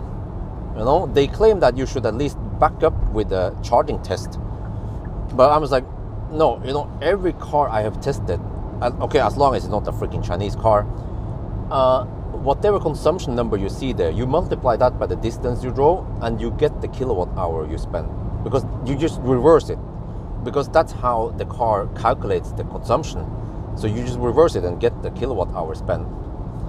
But of course, there's losses that is not counted there, as long as you understand how the electric cars work and electronics and stuff, you know. And every time I find the net capacity, it corresponds with the gross capacity, and many times it also corresponds with the claimed net capacity minus some losses. So I can always double check my values against a EV database or whatever, and they make sense. But somehow, if you actually start checking every NAF result, I just saw one thing. I haven't even handpicked and checked all the results. I think you will find lots of errors. You will find net capacity that is just weird all over the place, that doesn't make any sense. But for example, MEB cars, yeah, it's claimed to have 77 kilowatt hour net capacity. I never ever achieved that. Whenever I test, I get 75 to 70, yeah, whatever, right? 75 to 72 kilowatt hours, 73. And then some people, some Nissan, they claim, but you tested in winter, you know. Yeah, okay. So I tested the ID4 during winter and I got 73 kilowatt hour, and they blindly claim that, but you know, if you test in summer you will get more kilowatt hour. Well, can you explain why the Q4 I got 75.5 kilowatt hour? That was also done during winter, brand spanking new car, just like the ID4, you know. So I mean, the problem is that consumers, people who comment on YouTube or Facebook, they have no fucking clue. They don't do their own test. They just assume lots of stuff. Like people who assume that B mode is less efficient than D mode. You know, like lots of weird assumptions. They haven't tested. You test before you claim anything, or if you claim anything, you should have some test to back up your claims with.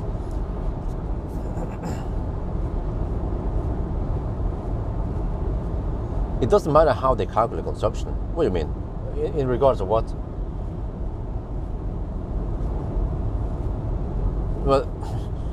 Well, yeah, okay. In a way, yeah. It doesn't matter how they calculate consumption as long as they get the right consumption. If they calculate and they get the wrong consumption, then it's useless. Then you will be confusing consumers rather than giving them useful information. Because according to NUF test, the Aria had only 370 kilometers of range. No, 370, I think it was 370. But when I corrected for the error, it has around 408, I think. You know, that's 35-40 kilometers extra range that it's supposed to have. It's too complicated. No, it's not too complicated at all. Like, this is not rocket science. So the problem for you guys, you think it's complicated because many, like I said, you know, consumers, they are dumb. They don't care. They don't want to make that little effort to understand. But I mean, this is not as complicated as the VLTP test procedure. It's just cruising, elevation change, temperature, you know, like distance error, you know. And some people say, yeah, but when you have a speed error, is that the same as a distance error? No, it's different.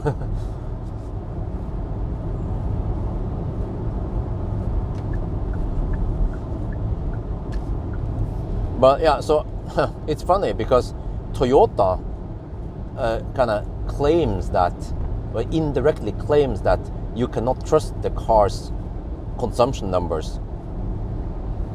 And ironically, all the cars I've tested, you can trust the consumption numbers. It corresponds with everything. But the only car that did not give correct consumption was Toyota. Before they fixed that, yeah. Oh, that's the ironic part of it.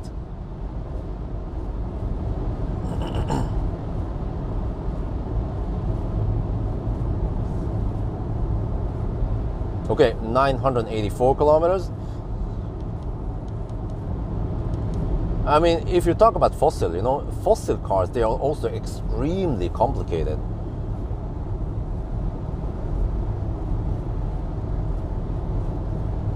Maybe not in the same way as EVs, but just in different ways.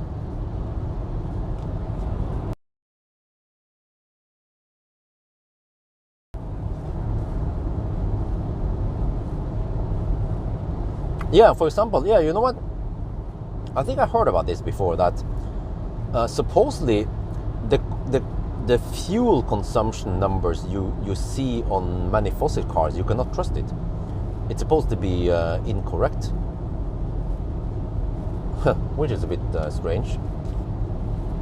Why the heck is it not correct? I would assume there is a volume meter somewhere that measures how much fuel passes through. But at least if you can do the refilling test. The refilling test is trustworthy, as long as you can stop at the same point every time. Yeah, maybe if you use the same pump, it should have the same stop threshold. But also, as long as you do a deep drive test, then you minimize the error. But just like when I figure out the distance error, I know that if I drive along a distance, and especially against a known distance like 182 kilometer loop I do, as long as you drive a long loop, you will minimize or you reduce the error. It's just math, you know, that is just high school math that you learned many years ago.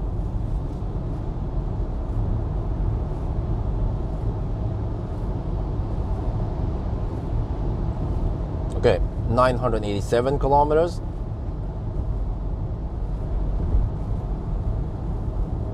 And this is, by the way, the essence of my test, the one I want to correct for, because if this was the old 1,000 kilometer challenge, we would have finished a long time ago and we would not have to drive this slow. So imagine that instead of hammering in the 110 zone in southern Sweden, you know, towards Helsingborg in the 110 zone, we are now driving in the 80 zone, and soon it will be 60 zone. So you are replacing 110 zone with a bunch of 80 and 60 zones and shit. So we are obviously driving a lot slower now in the new route versus the old route. And the worst thing is that it is in two directions. In the start, we have to pass through Oslo, at least from it's called Frogner, where the 110 zone ends, and then it becomes 100 zone for a while, and then 90 zone, and then yeah, all the way to Allenbru. Yeah, at least 90 zone all the way to Allenbru. And then on the way back, we have to count all the way from Tusenfryd and all this up until this point, but also all the way to the 110 zone starts again. So it's kind of complicated. You guys don't need to know all the details, but I will figure out all this and calculate, and I have to figure out what I do, because I want the results to be comparable. I mean, even I kind of admit that, yeah, the Norway route versus Sweden route could be different, but I'm not sure. I did the test on one car and I found it to be same, but it might not be the same on other cars, I realized afterwards.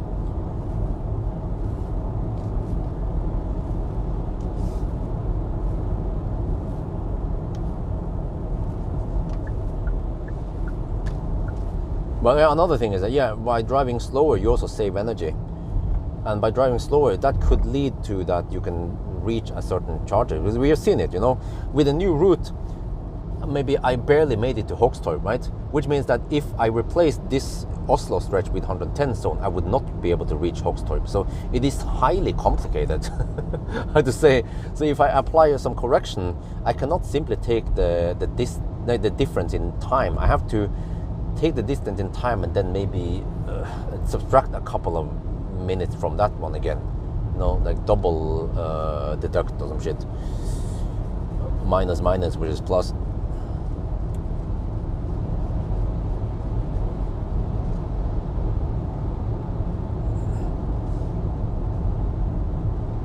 Yeah, fuel. Okay, that's right.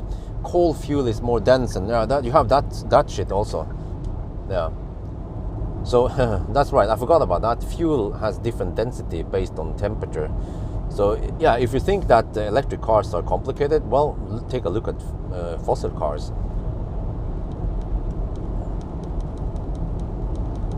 Yeah, this is the problem. You see, we hit 60 zone now suddenly. So instead of hammering in the 110 zone, you have to go in the 60 zone in the final run here, normally. Yeah, actually, also now. Yeah, also now. I forgot we are also still doing the... Oh, we have 993 now. I have to pay attention here. That means we're gonna 999 soon. Oh, 918 is the current time now.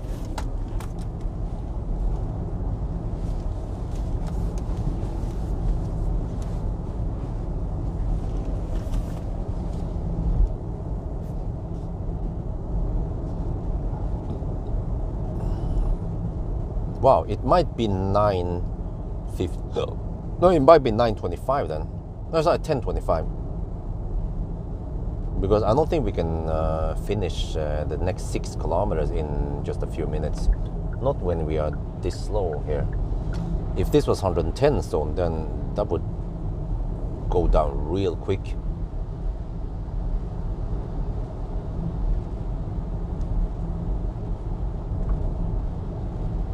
for perfect drivers. What are you talking about? No, but dude, exactly. This is exactly what I'm talking about. That people are clueless.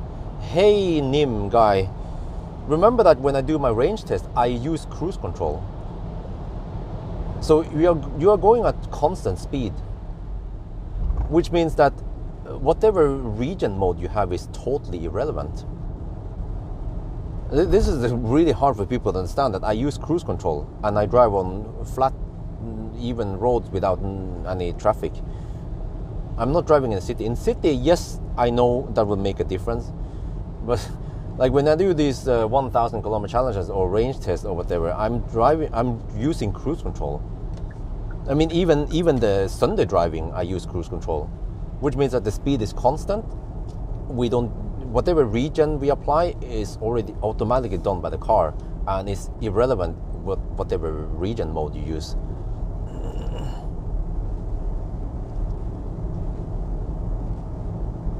But it sounds to me like people just want to brag that they understand that it's better to coast rather than regioning. But I mean, that is all knowledge. Everyone knows that. But they just don't understand that it doesn't apply in every situation. It applies if you need to if you have a lot of up and down and you coast downhill and then you go slower uphill and stuff like that. Yes, then you can reduce the losses. And I don't even know if they understand what they are saving. They are saving losses, heat loss generated from converting electricity to kinetic energy and back again.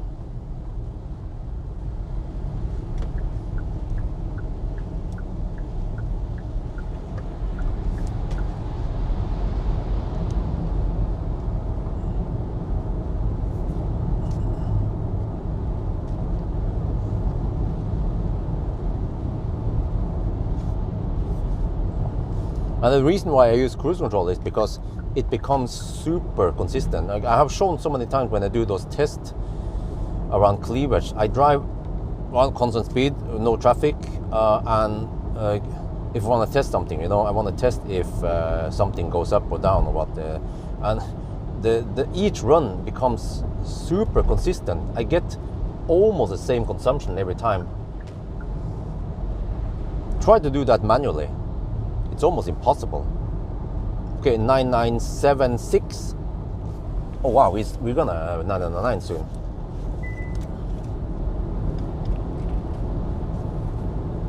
Nine and 79, 9 and 8,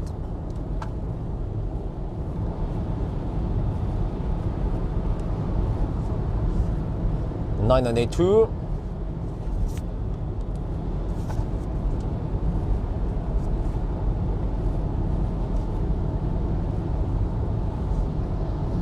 985. Oh man, annoying drivers.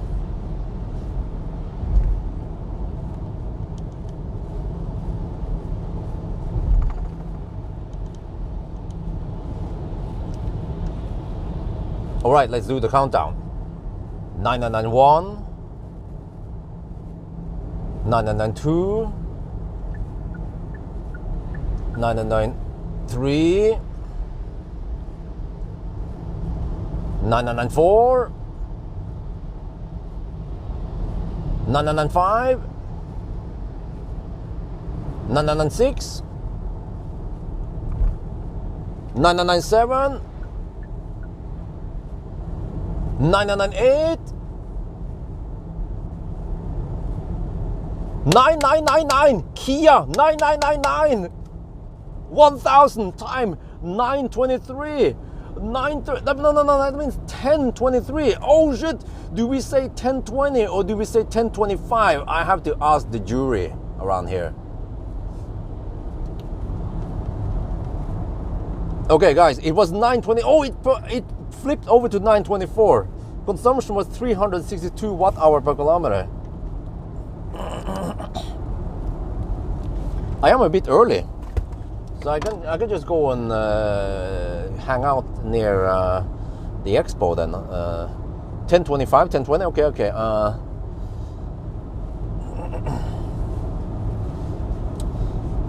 I mean, I feel like I made some silly mistakes. If I was a Kia Ninja, I should have not made those mistakes. So I'm leaning towards rounding down to 1020. Yeah, because I feel like, you know, it's all about consistency. If I would redo the test, I would not make the same mistakes, and then suddenly it might be 920, right? If I got a second chance.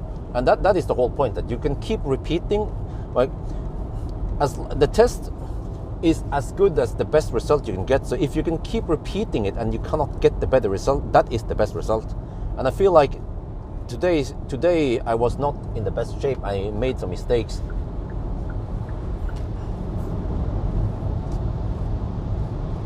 Remember that we are testing the car, we are not testing the driver. Okay, you can say that if the car is silly, then yeah, it is not that forgiving. You make a mistake and you are punished by it, which is more realistic, yeah, rather than if you have a good system like a Tesla, then there's not much you can screw up, you know, or if you have a Polestar, some shit like that.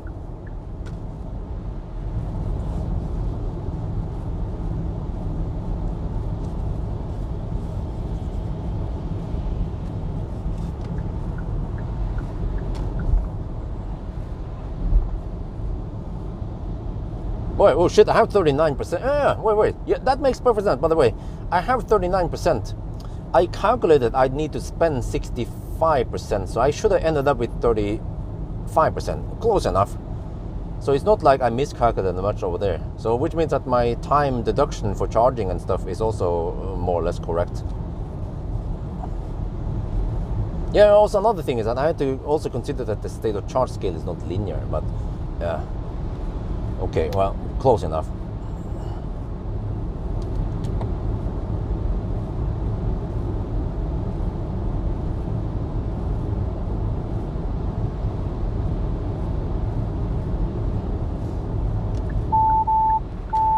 Like opening the door, huh? What do you mean? Oh yeah, huh? What? Opening the door? What? What are you talking about? Opening the door?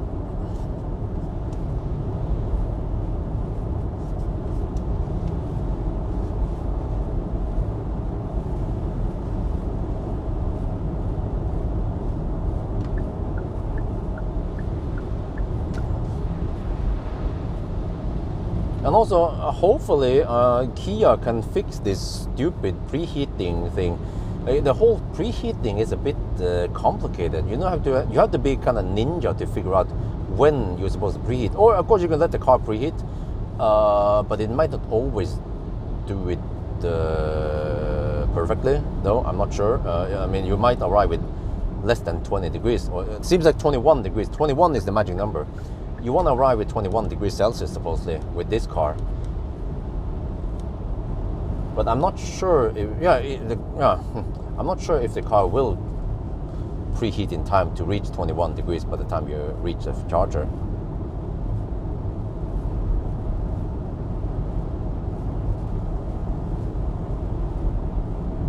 Mistakes of the driver, huh? Oh, what do you mean? Open the door. Okay, yeah, that part. Did I do any corrections there? Oh shit, what the heck is that? Oh, what the heck?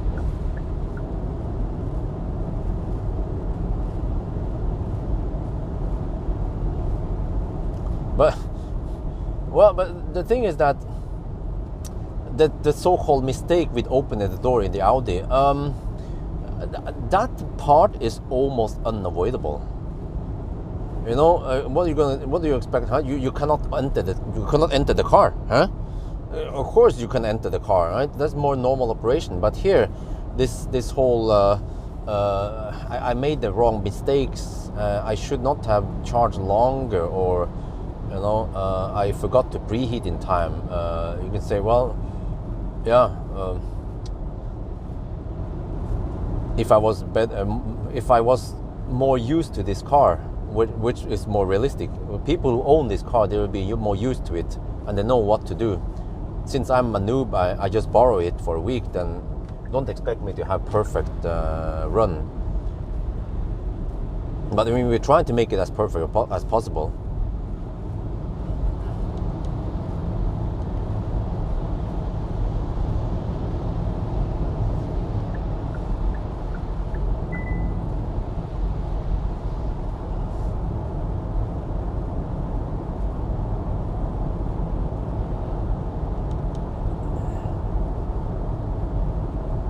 Well, but you know, I think it is linked to a slight problem, which is that I might have configured the car to turn on HVAC when you open the door.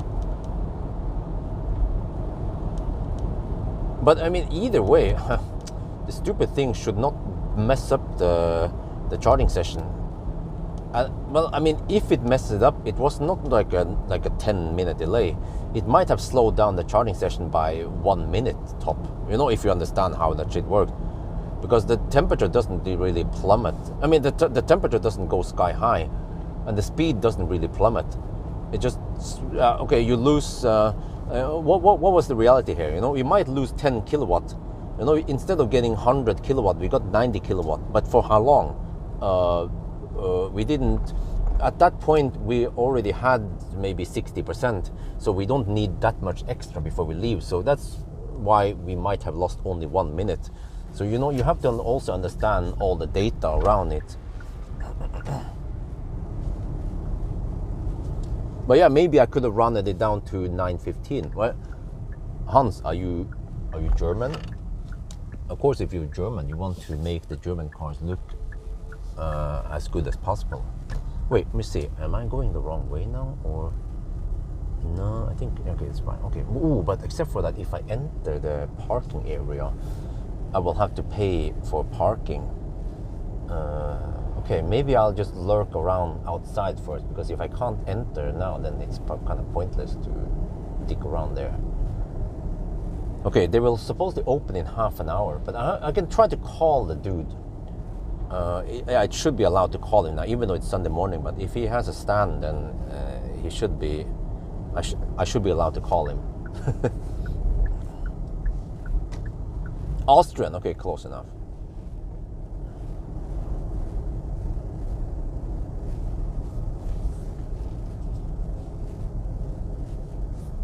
Oh, sarcastically, okay, I have no idea. Sarcasm on the internet is like Russian roulette. You never know what you get. Okay, let me see. Is there a place I can lurk around without having to enter the parking area? Or maybe it doesn't matter.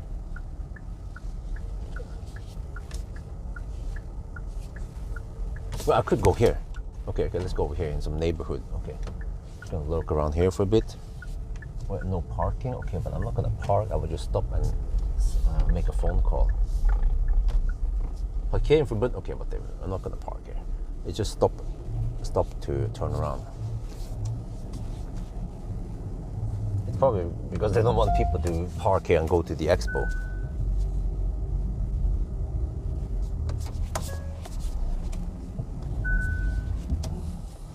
You are. Okay, hang on. Let me see what's going on here. Who messaged me? Oh, okay. Wait. Rivian here. Okay.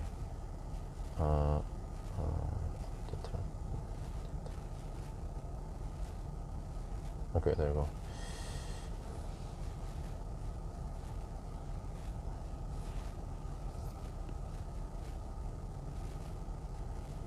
Blue fan. Oh, okay. I'll try to call him. I'm not sure what he means by blue fan. Is like a big fan of me or of Rivian.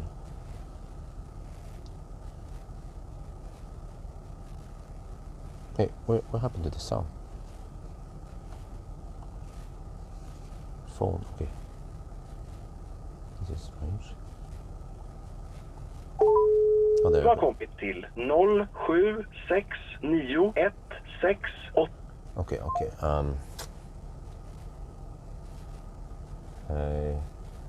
Jeg ønsker å filme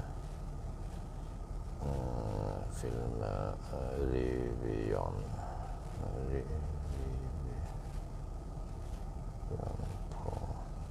på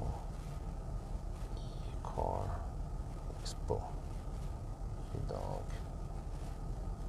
cirka klokken 10 eller helst før jeg utenfor.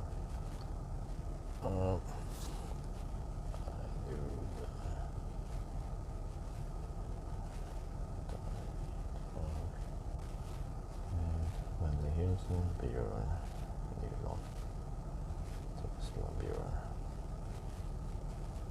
Okay, so it might be, maybe he's a hardcore fan of me.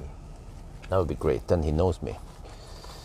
Okay, but anyway, yeah, I think I can just go for it. Well, I can have a little summary. Yeah, maybe I can just do the summary over here before I enter the thing area. We have plenty of juice anyway, 37%. That should be, yeah, 116 calories. That's plenty for me to go back home also. So let's do the summary then. Yeah. So okay. So guys, I haven't paid attention, but was there a majority of 1025 or 1020? So I feel like I made some silly mistakes here and there. We didn't have too many delays. There was no handshake problems, nothing of that. But I feel like I was making some mistakes that might have cost a couple of minutes here and there.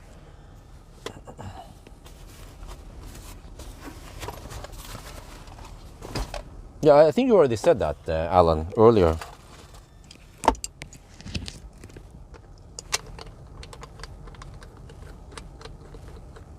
But what does it mean, by the way, that it cannot bypass battery? Does it mean that it's lacking some modes, like it cannot pump heat from this place to that place or whatever? Because Tesla seems to be able to do everything. It can pump heat from the battery into the cabin. It can pump heat from the drivetrain into the battery. It can pump heat from the drivetrain into the cabin. It can pump heat from the cabin into the battery. It has, whatever mode you want, it has it, you know, because Tesla is based on alien technology. Battery is cool even when should stay warm. What does that mean? It cool, okay.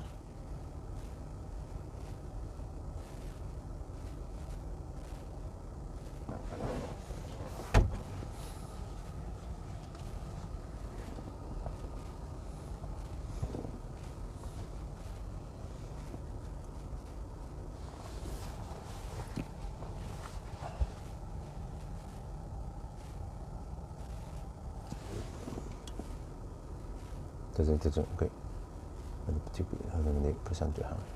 So we know. Okay, let me do the summary. Let me check the list now. 1020. I don't know why it was not 10 hours like I calculated. Maybe because the consumption was slightly higher than expected, and because I had slight Colgate. Yeah, I didn't get the perfect charging session versus the test. Yeah, that's what happened. Well, anyway, wait, let me just do this and then go a little bit lower there.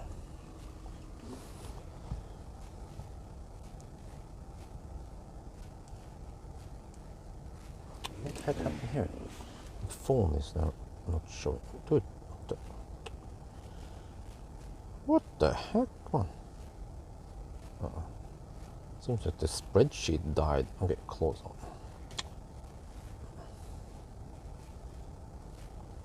Come on, phone is acting up now. I just want to read my Excel and do a quick summary. Doesn't have to be that long.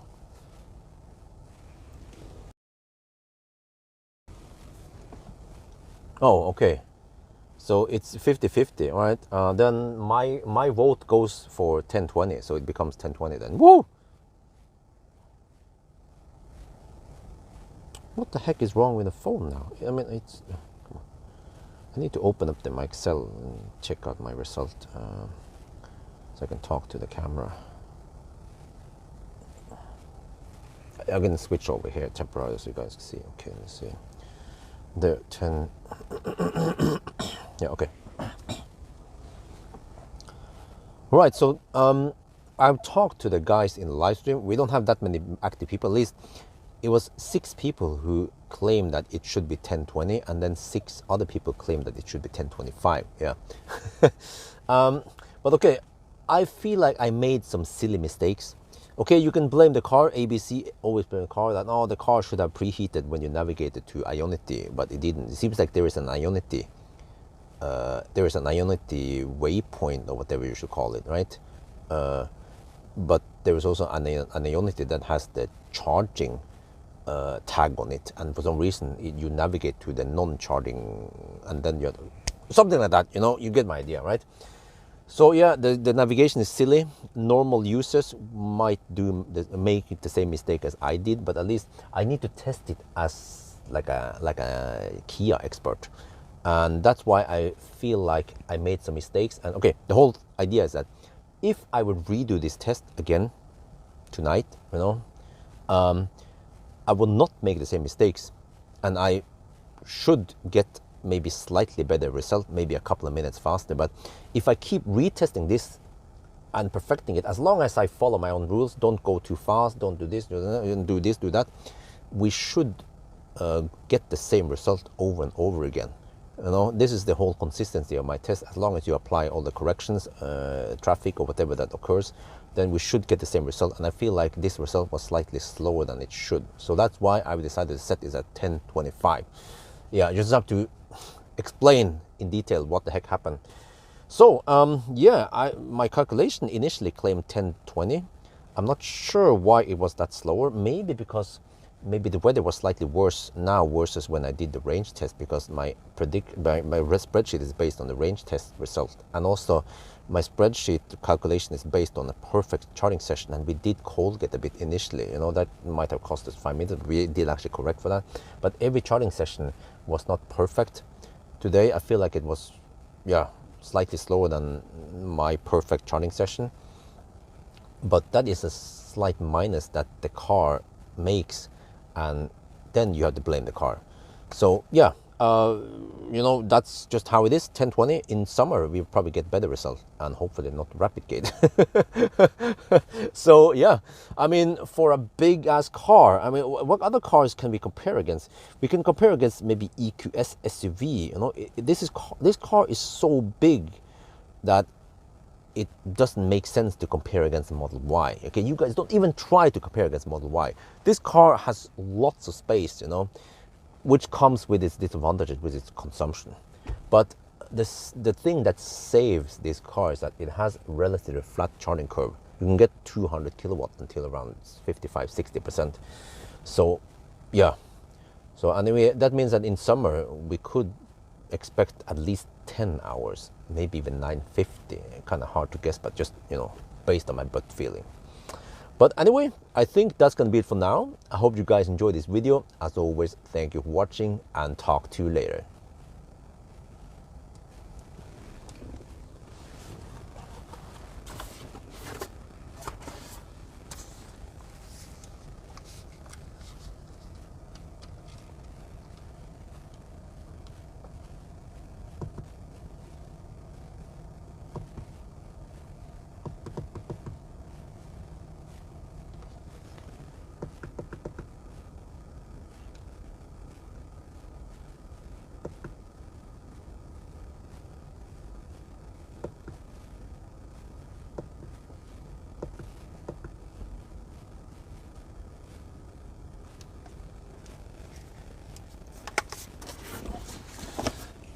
I did the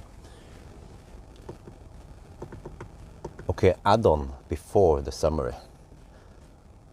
But man, I forgot to show you guys this. We have this button here. Oh shit, no, it's have to put off it here. Okay, add-on of the massage seat before we end. But look, I forgot to show you guys this, but it was simply too dark earlier. But look here, we have massage, and it has it has pelvic thrust, it has pelvic massage, butt massage, or you can go for lumbar or whole body or off. It has butt massage. It can, what is it? It will only massage my butt cheeks. Oh damn. The only minus is that it's not Chinese massage. The Chinese massage is the strongest, and the German massage is the weakest. German massage is like a cat tapping you, but and then Chinese massage is like you feel like it's a Thai woman in the seat. Yeah, and then the Korean massage is like a, I don't know, a Korean woman. Maybe they're not as strong as a Thai woman, but okay, yeah.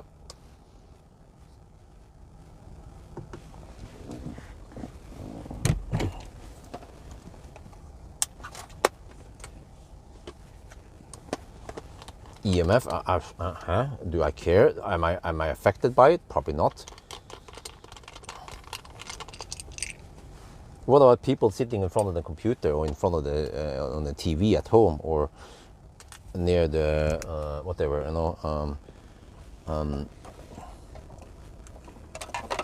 near the microwave oven when it's operational, or cooking, or you know, everything is dangerous, right?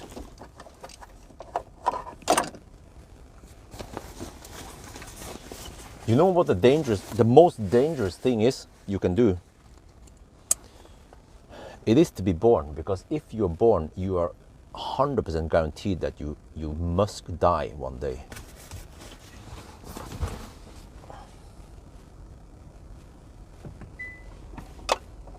Okay, now for the last thing I need to do. I have to go inside and film the thing.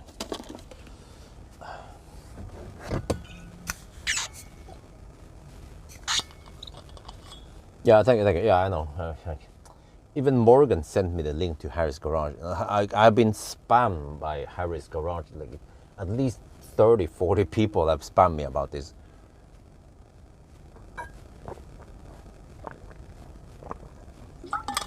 Okay, they're supposed to officially open the doors in 15 minutes. If I start moving over there to the expo area, hopefully I can get in early. I can just say I'm pressed. I just want to film Rivian, one car, and then I'm out. So I need maybe just 15 minutes. So can I get in a little bit early, s'il vous plaît?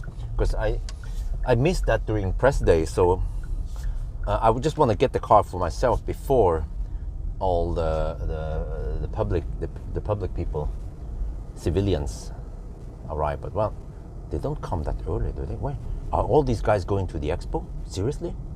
The fuck, man? What the heck is going on here? Okay, hopefully if there's a dude at the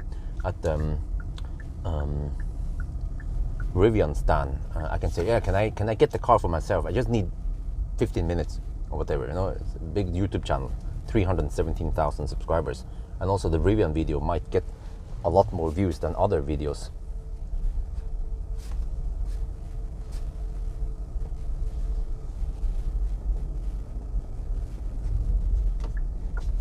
Yeah, that's a Lexus RZ450e. I requested to borrow it. Okay, now we are entering the parking area. So I have to take this as company expense.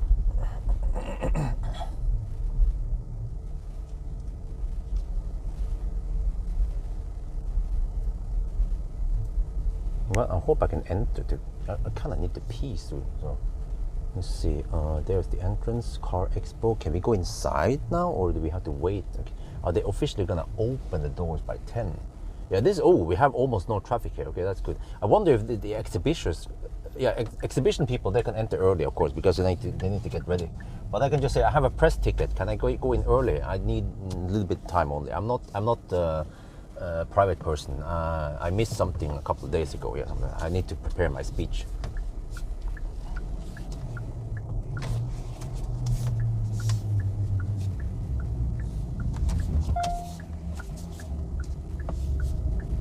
It's funny, it's only electric cars coming over here.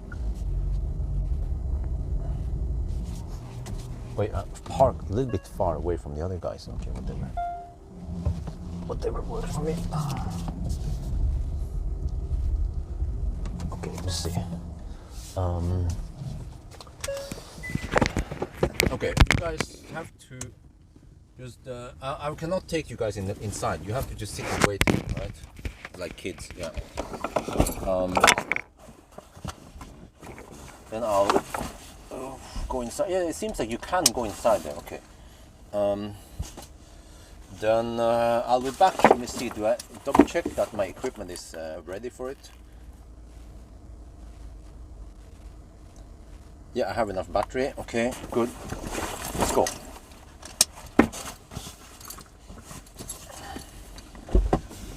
Wait. I need to activate the parking maybe. I'm not sure. Let me check. Easy park. Oh, man, I kind of need to pee now.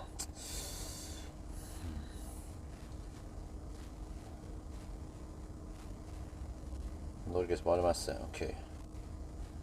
Wait. Okay. There. Forplass ute. Yeah, outside. Okay. Activate. Buy.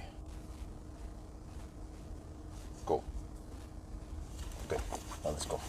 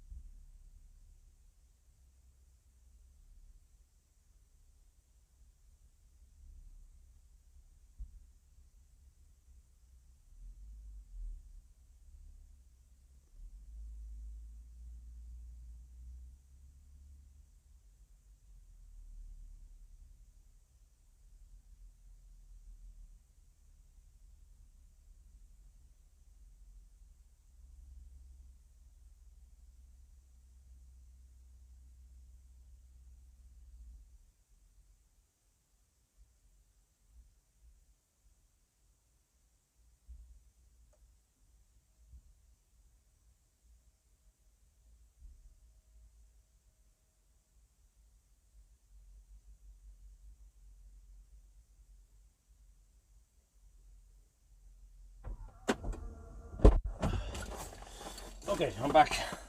I got it. A video review. I even shot it in Thai.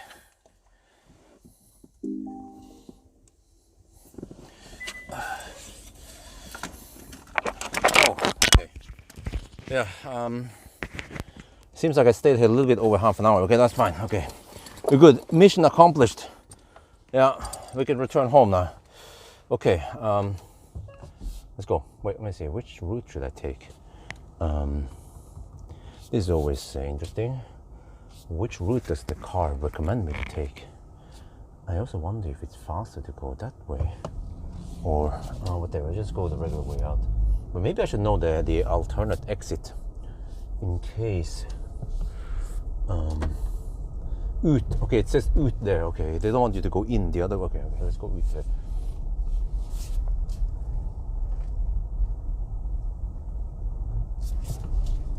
There's a mountain of snow over there. They will clear the yeah. Wow, this is mad, man. The mountain of snow here. They clear the parking lot. Okay, anyway. I wonder if it's faster to go that way, so I don't have to drive through the city. But whatever, let's just go this way. It shouldn't be too much traffic in the daytime anyway, because I think Google also recommends me to drive this route. Okay, just navigation. I just need it. Okay, navigate to Jessheim Storsenter. Start route from home.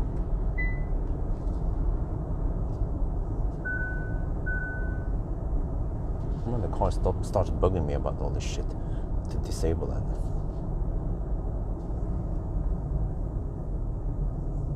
Okay, we're good.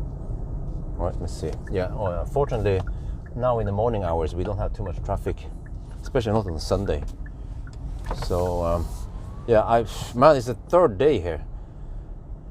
I came here on Friday, but that was around 2 in the afternoon on Friday, and I shot lots of video. I walk around and I shot a lot of car stuff, like first impression, each video around 10-15 minutes until closing hours. And then I had an appointment with Polestar to shoot Polestar 4 alone. I had the car. Yeah, they big kudos to Polestar, because they contacted me and they wanted to hold the car for me alone. And Chris was also there. He also got it. Chris is a Volvo boy anyway, so yeah, so that was awesome that I can get the car around 15-20 minutes alone. That was around 7:30. No, sorry, that was 17. That was 5:30 in the afternoon on Friday. And then Saturday I came back here around 10, no, almost around 11. And then I was on stage with Fred Magne Skillebæk from Elbil 24. But we only talked for 25 minutes. I felt like we could have talked for an hour at least. But the audience was a little bit small. Like, I was expecting more people, but there was like maybe 30-40 people watching. Yeah. Wait, oh, this time they want me to go. Yeah, okay. But then after that, I also went to shoot some video with Easy, and yeah, talked to some guys. But I didn't want to stay too long yesterday, and I left after a couple of hours. And then today I only went there because yesterday I shot the 4K walk around, right? Because I felt like that it would be useful for people to see what they can expect on the Expo. Plus I will be harvesting some views without too much work. But I think next time I should shoot in 50 FPS rather than 25. People get dizzy. I also get kind of dizzy when I pan. I think for some reason it seems like in 1020p it goes fine, but as soon as I shoot 4K, the car seems to struggle a bit with motion, some shit like that. I don't know, man. Yeah. And now I just time it, so I ended up here. And when I went to the entrance, I just said, okay, I have a press ticket, and then they check some stuff, and then I could go in a little bit before opening. I went inside around 10 minutes before opening hours, and I could film Rivian undisturbed. And also, this is interesting, by the way, guys. The Rivian, if you want the Rivian in Norway, you can buy it for 1.7 million NOK, 170,000 euros. It's extremely expensive, because that's supposedly what you have to pay in US anyway. But yeah, so but it has the CCS Type 1 plug. So you charge it with the Type 1 plug, AC charge, and you can also DC charge via this adapter, this Type 1, Type 2 adapter. This guy is from Estonia. He's like a blood fan, or he's like a hardcore fan of Rivian. He doesn't know my channel at all, which is a bit surprising. We exchanged some contact info, and yeah, so there's no retrofit. He just said, yeah, he uses the adapter in Estonia. It works great. So yeah, I was like, okay, yeah. So it's interesting. You can't, but he's not a big company. It's just like a fan boy helping to import this car and sell it and some stuff. Yeah. So at least I film it because I feel like that one is a bit unique. All the other cars, they're just a bunch of cars, but this is Rivian. You can't get it with a bit of help. He's like helping to import the car to Europe. So yeah. I feel like it can give me some. I'm kind of interested in it. Plus, I shot the video in Thai. Very few videos. I shot video in Thai on the Volvo EX30 since it's going to be sold in Thailand. But I didn't bother with like Renault Scenic and stuff like that because I've seen that European cars, Thai people are not interested because they don't exist in Thailand. European EVs, I mean. But also in general, European cars, they're not very common in Thailand. They are mostly just Asian cars, Japanese and some Korean cars. Actually, mostly Japanese. Honda and Mitsubishi, Toyota, really, really common in Thailand. And then, okay, you have some Hyundai and Kia. And then, yeah, and then rich people, they go for the German cars over there. But also, yeah, well, but the guy there, he uses the adapter, and I asked him about limits. He said that it can take 300 kilowatt. I was like, wow, okay, yeah. So, but it's freaking huge. You can see in the video, it's freaking huge and long, man. I was like, damn, okay, whatever. You know, the more spectacular, the better for the view counts. Yeah.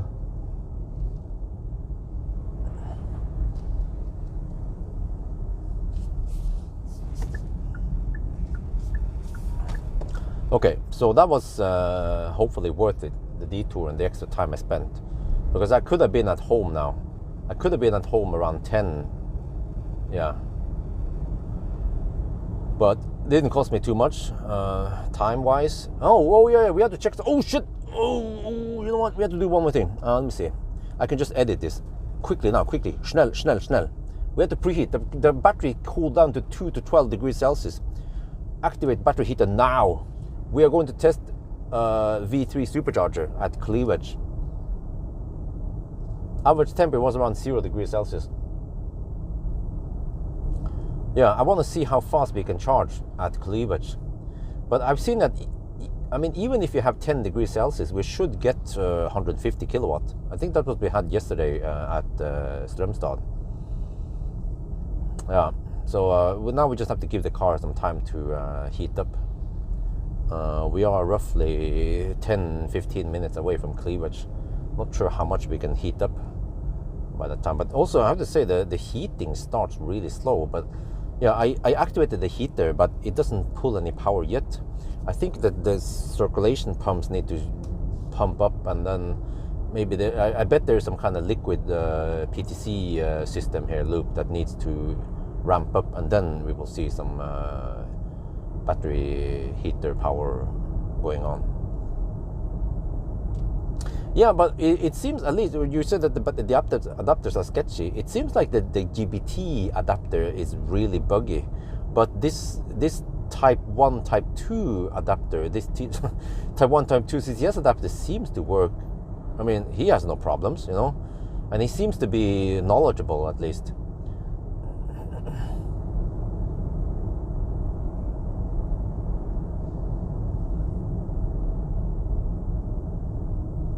Yeah, it is enjoyable, absolutely.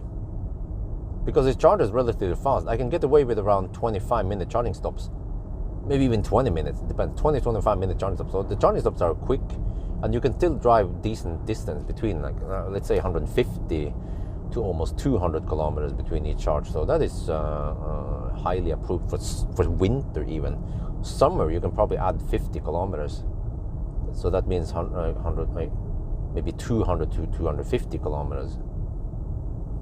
Man, there's some smelly fossil in front of me here. Okay, battery is slowly heating up now, 3 to 12 degrees Celsius. We have 32.5%. Hopefully I can hit 10 degrees Celsius at min at cleavage. We could just sit around there and wait until the battery heats up more, but it's going to take a while, man. It is faster to yo-yo, but I'm not sure if the traffic here is suitable for yo-yoing right now. Yo-yoing will actually heat up the battery real quick. Oh shit, freaking Sunday traffic with foreigners. I see Danes, I see Dutch people, I see Swedes here.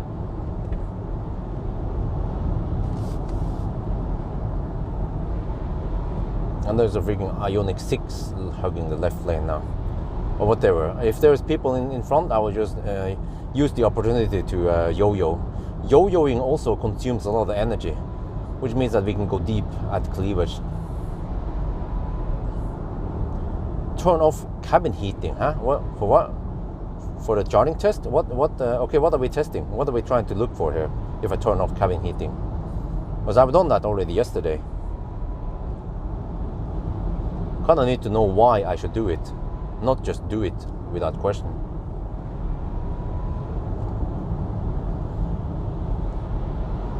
Yeah, type 1, type 2, they are related because the GBT is similar to CHAdeMO. It's like some kind of, it uses some kind of, was it CAN bus or something? I don't remember, man.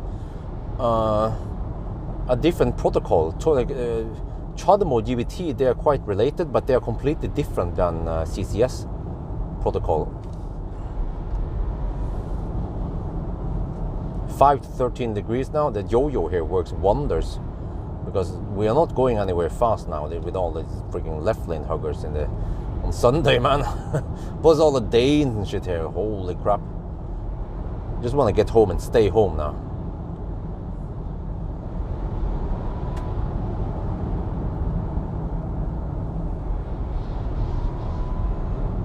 The car in the Ioniq 6 is probably wondering what the heck is going on behind him.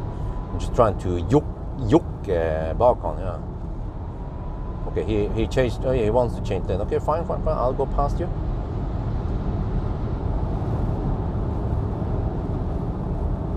$180 kilowatt region. Okay, that's good.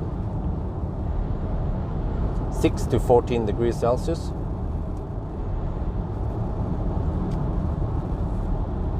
Just wonder how busy supercharger cleavage is right now. Oh, of course, there's a freaking e-tron hugging the left lane, blocking for everyone else. Oh, man. Oh, a yo-yo too close, okay.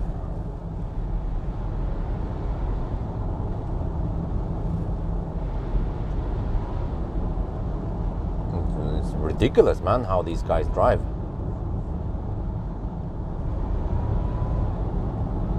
Seven to 14 degrees.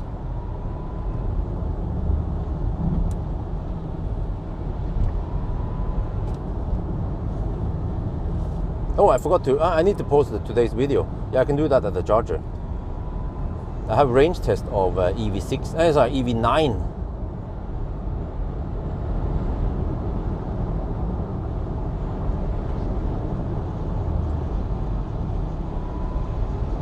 I want to block that Volvo, otherwise he will squeeze in front of me. Or she, rather. Okay, it's good, it's clear.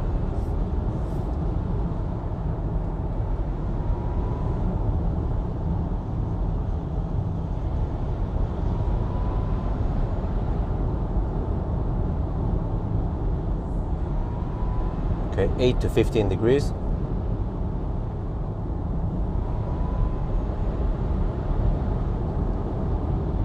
Yeah, ideally, if I can hit 15 degrees, that would be great. Yeah. Well, look at this traffic, man. What the heck? How about using the right lane? I mean, if they're gonna go slow, they might as well get the heck over to the right lane, clear the left lane for people who want to go schnell. I don't understand why they. What is the point of driving side by side with the other lane? You know, like why? Yeah. Or like this guy is doing. You know. You see.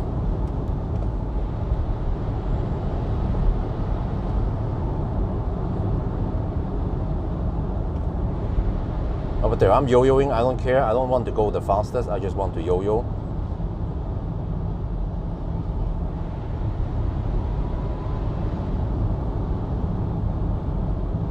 It is actually almost better to stay in the right lane, but whatever. The left lane seems to have slightly more room now. 10 to 17 degrees. Yeah, this yo-yoing is incredibly fast way of preheating.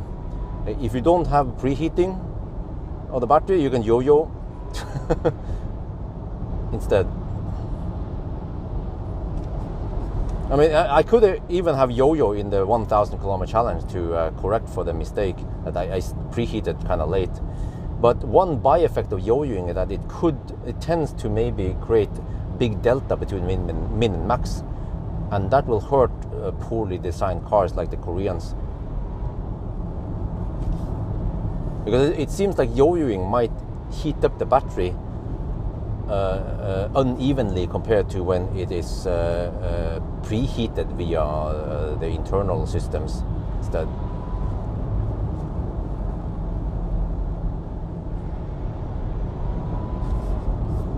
Holy shit, man, the lane discipline here is abysmal. 11 to 18 degrees.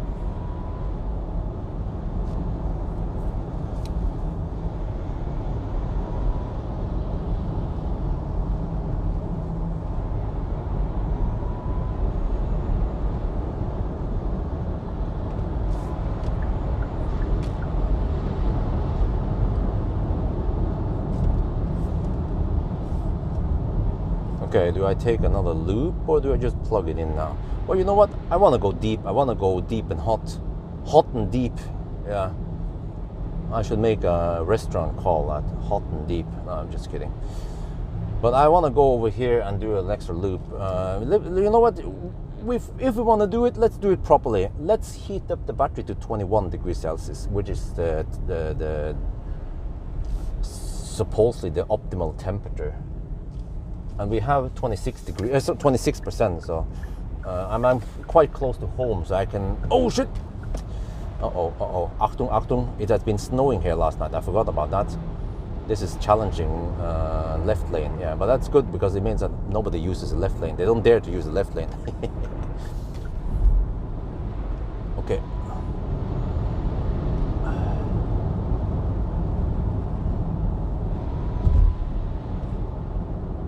(12 to 19 degrees).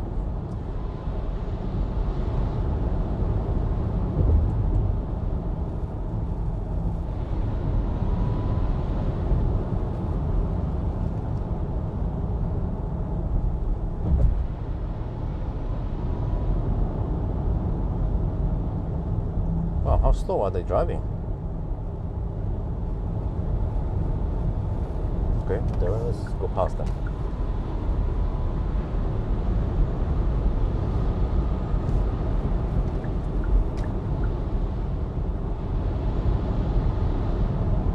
Welcome to Norway, man. So much snow here. Scheiße, right? Oh shit, I might need to use my snowblower now in front of my house because I don't want too much snow accumulated there. Because then I compress the snow with the car and then it becomes ice in a couple of days. But I don't care about using the snowblower in Sunday because it's relatively quiet. I don't feel like I'm disturbing my neighbors.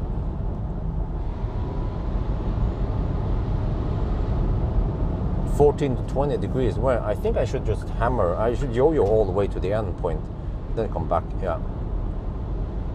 It cost me a extra time, but I can actually add this in the content of the 1,000 kilometer challenge. Then I have the conclusion at the very end. 14 to 20 degrees.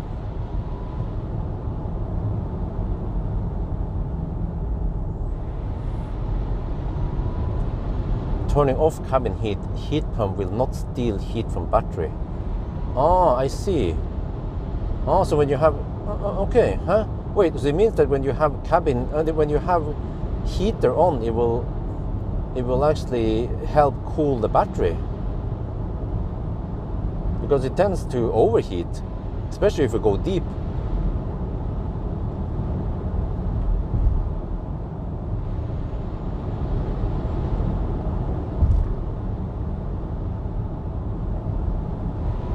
Well, I got the impression that when I had the cabin heater on, I was not close to overheating. But what does that mean? It means that if you don't run the cabin heater, if you just lock down the car like most people, then the battery has a higher chance of rapid gating. The heck, man? And you should run the heater to avoid rapid gate. That is so strange.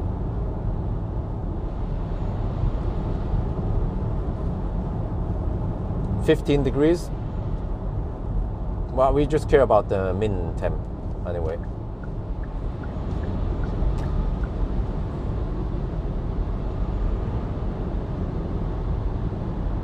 Dutch, oh yeah, it's a Dutch guy. Wow, what kind of tires do you have?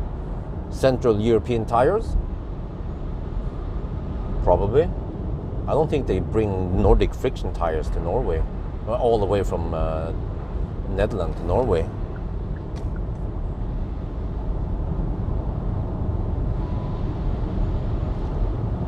Yeah, but in summer it will steal the cooling and then rapid gate.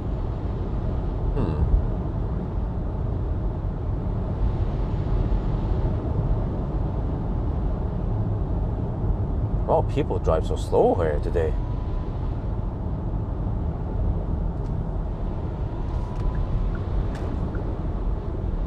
$16 degrees. Okay, but I need to go slightly past 20 degrees because it's going to cool down. It's going to scavenge as we go. We're down to 22% now. And just normal cruising like this doesn't really heat up the battery. Well, except for the battery heater process. Yeah, I forgot. That one is also helping to heat up. Still pulling 4 kilowatt for the battery heater.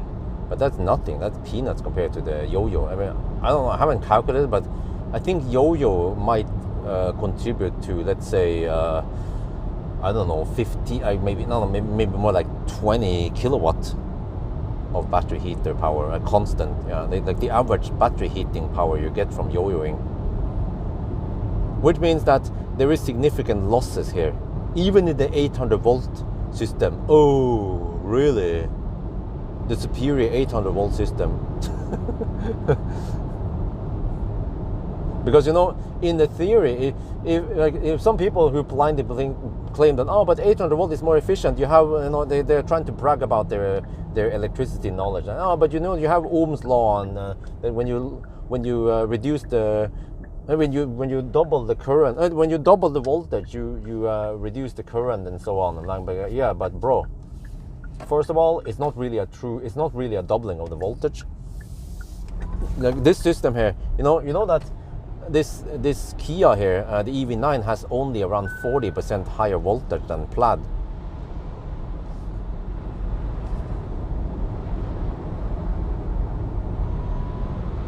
$17 degrees now. Oh, at one point, at 12%, it will stop preheating. Yeah, but you know, they speak as if this car has no way lower losses. But when I yo-yo, I get lots of heat, man. the heat up, or the heat loss with yo-yoing here is pretty much the same as any 400 volt car. But of course you have lower losses in the charging cable and whatever. That is minimal.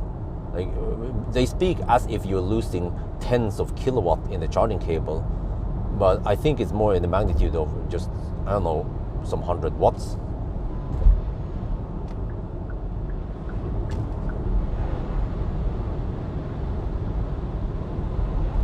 17 degrees.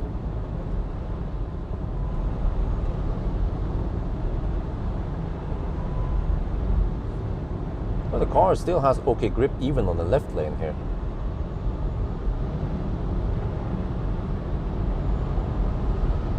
Man, these tires are incredibly good.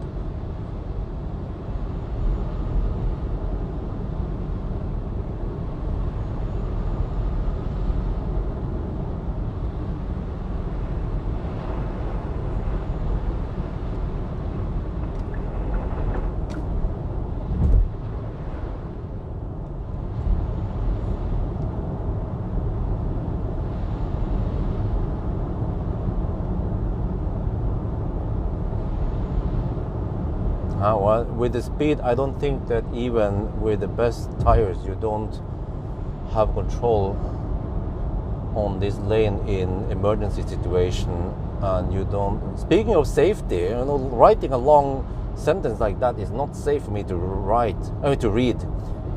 I would dare to say that me trying to read your sentence is more dangerous than me hammering on the left lane.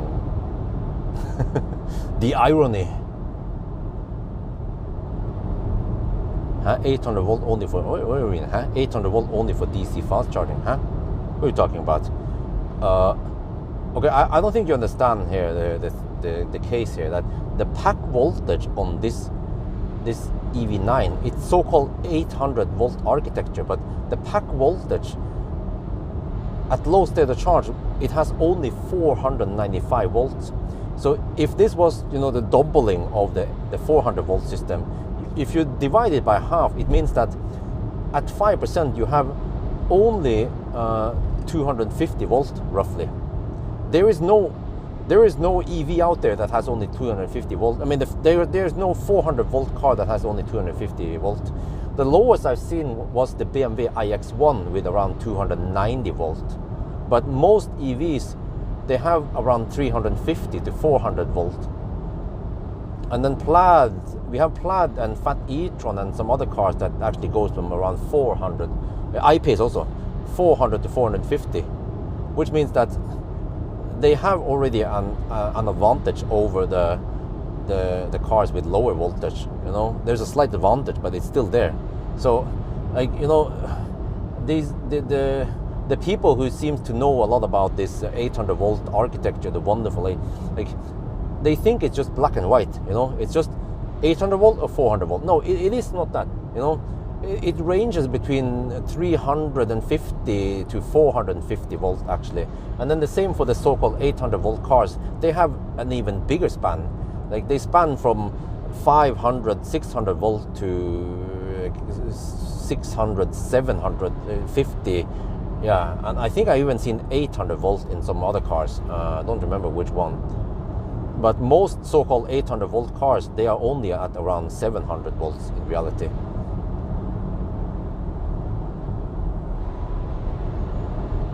Okay, 19 degrees.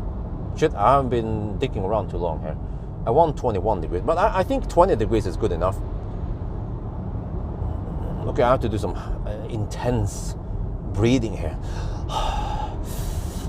20 degrees now. Okay, almost there.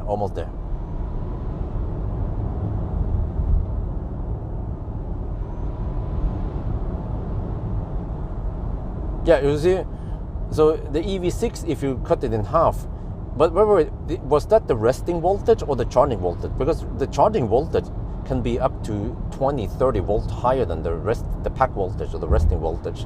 You have to look at the resting voltage, because the charging voltage actually varies depending on the charging power. The higher the charging power, the higher the voltage. I don't know if the people know this, but I've seen this when I look at different charging sessions.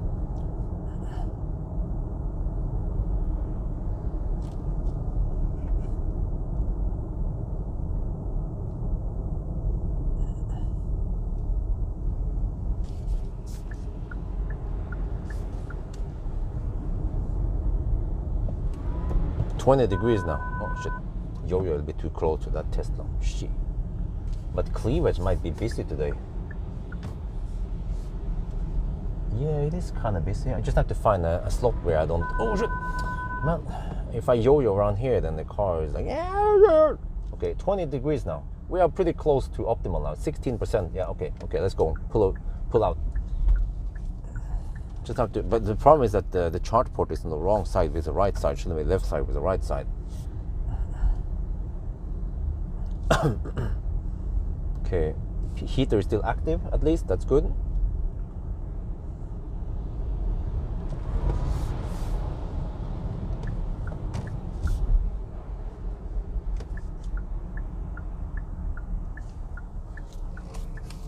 Well, I could poke over there. There's one slot I can take. Yeah, let's just go for it, man. I'm not gonna stay too long anyway, so no big deal. Just take this one, because we actually have some space in front where people can drive around.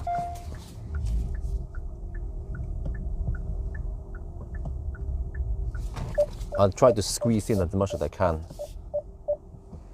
Yeah, this is fine. People can get around it. Okay. What tire brand? Nokian. Okay, 20 to 29 degrees. Maybe I can wait a little bit if they hit 21.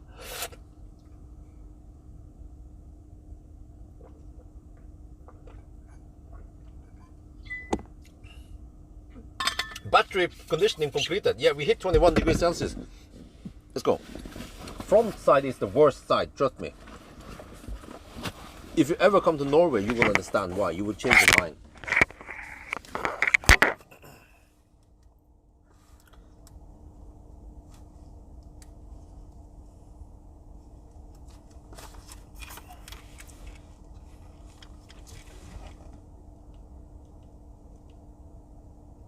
We are now at Supercharger V3 at Cleavage. I'm going to test how fast it charges. We have pre-conditioned the battery. We have 15 degrees. Well, I can see here. There's more detail. We have 15.5 degrees. 15.5% charge. 21 to 29. We preheated actually until the message popped up. I think it disappeared now. It was like preconditioning finished. It will always stop at 21 degrees Celsius. Let's plug it in and see what we get.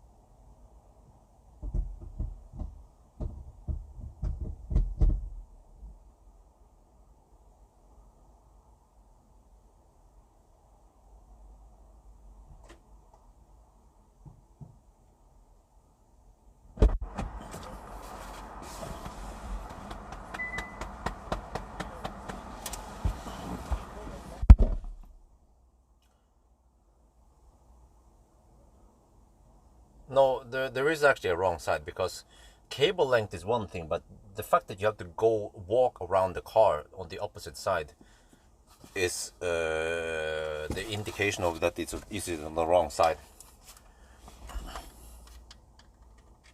Wait, shit.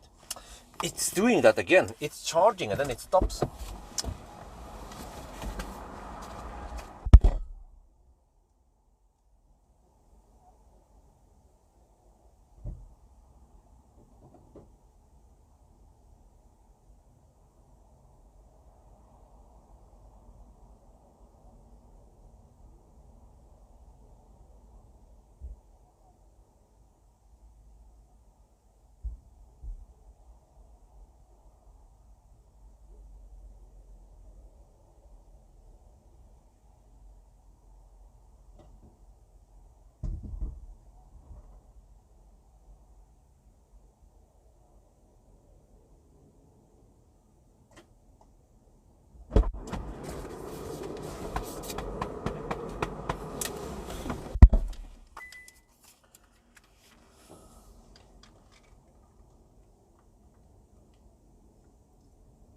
Wait a minute, huh? It failed initially. This is the second try now. You see, it will start charging and then it might stop, or maybe not now. Okay. Maybe it was a hiccup. Okay, now we're ramping up, but it's kind of slow. There, and then it stopped again, just like last time. This is so strange, man. It is so right. Click. Okay, whatever. We give up. I don't know what's wrong with this. EGMP cars on supercharger tends to fail big time. Okay.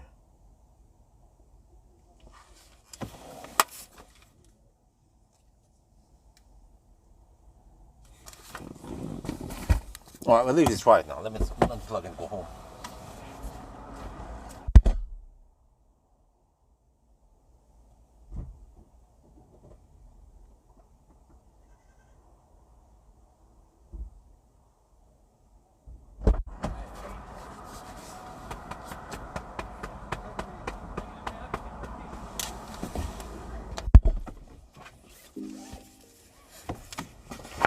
I have 16%, that's plenty enough to get home anyway, so. Okay, pin code. Come on, load that shit.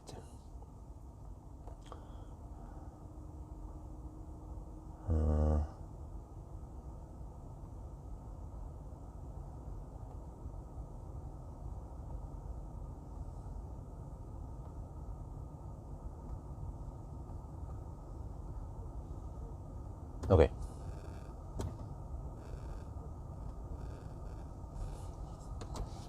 Let's go.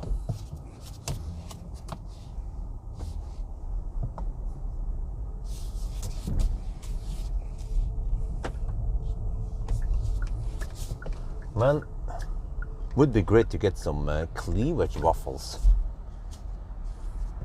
Oh yeah, the cleavage waffle. But okay, whatever. I should just go home. Yeah, I guess it was already 11, man. Oh. I should try to just do my routine. Every time I go home, I need to log distance, copy files and shit, register all my bills. And then maybe around noon, wifey wants to walk Isabel, and then I need to pass out while Isabel is asleep in the garage. Man, the car is dirty. Maybe I should wash the car.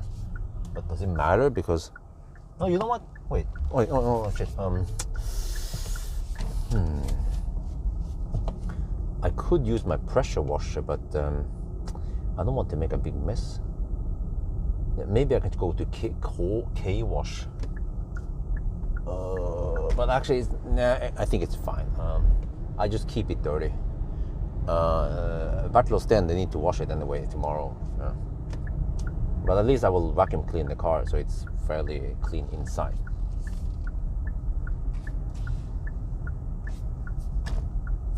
The problem is that if I wash the car now, it's going to be dirty by the time I get back to Yesim.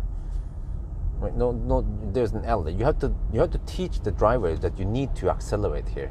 Yes, you're a Toyota driver, but don't be too slow. You need to match the speed of the traffic we are merging into. Right now they are going. Check your driver assistance. Right now the freaking Toyota is going dog slow. The teacher is a bad teacher, not instructing how it should. Jesus, man, how they should make sure to get the good traffic flow.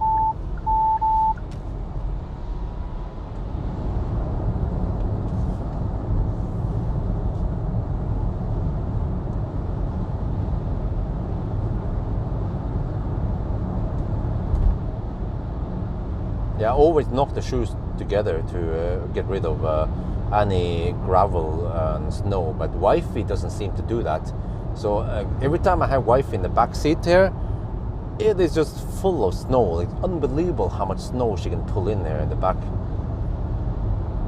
And the snow alone is no problem because it will just evaporate, but if she pulls in snow with some schmutz, then suddenly the back seat carpet is full of schmutz.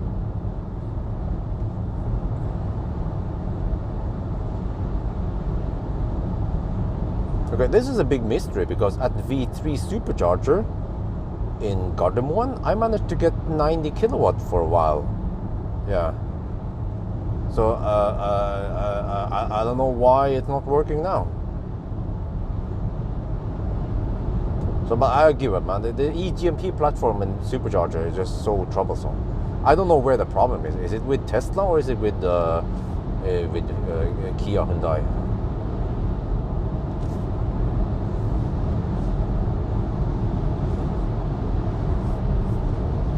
It's just that Danish Nisse left lane hugging, and then there's actually not that much traffic around here.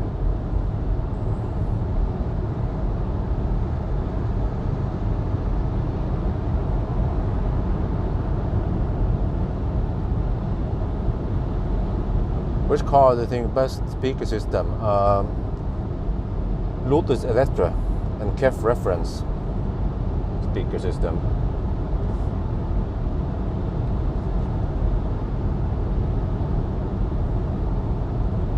But I haven't tried the Lotus EMEA yet. But I suspect the Electra is better because the subwoofer is placed in the front center console, whereas the EMEA is placed on the rear center console thingy.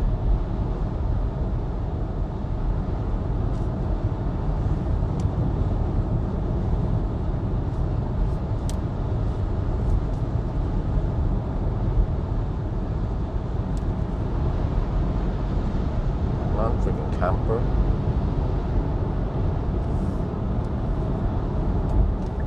Oh shit.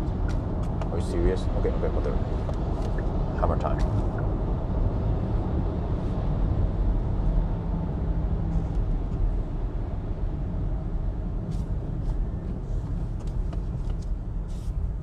Man, the amount of schmutz here.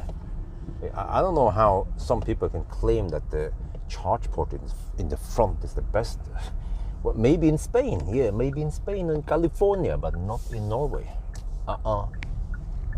And you should design the car to work in every environment rather than optimizing it for one place or not optimizing it for some places like Norway. But not only Norway, there's also salt in Sweden and Finland, and also they also salt in Canada and I guess Northern America. So the salting is actually quite common in many places. It's not something unique about the Nordic countries. Which means that if you're designing the car with a charge port in the front, it's like you're not designing the car to work in the last 10-20% of the world in proper winter.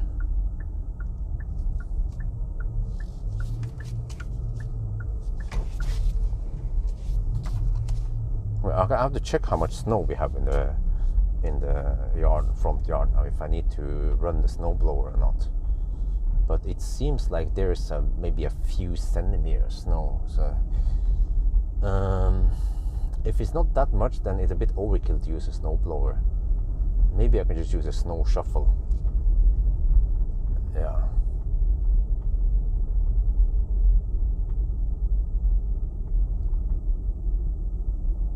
No, not network error. It started charging and then it stopped. I've seen that many times.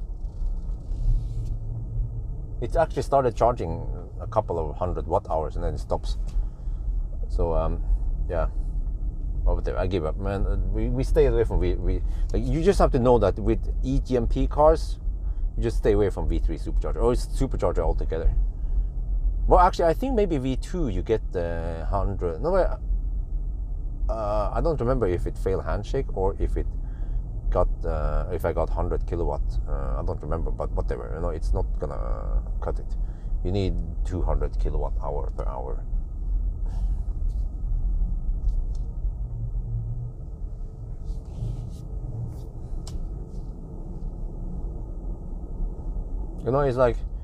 It's like yeah, if you design a car. You know what? In Norway, you could even design a car without air conditioning, because in Norway it doesn't get that hot, so you can live with a car without air conditioning. You just use only fans, and open the windows and shit like that, and it will work just fine in Norway, right? Is that good design? No. Okay, there is some snow, but let's see, is that enough for me to run the snowblower now? I feel like it may be a little bit overkill. No, well, there is some depth to the snow. Okay, you know what? I want to run the snowblower to clear things. I don't want too much potential ice buildup in my front yard.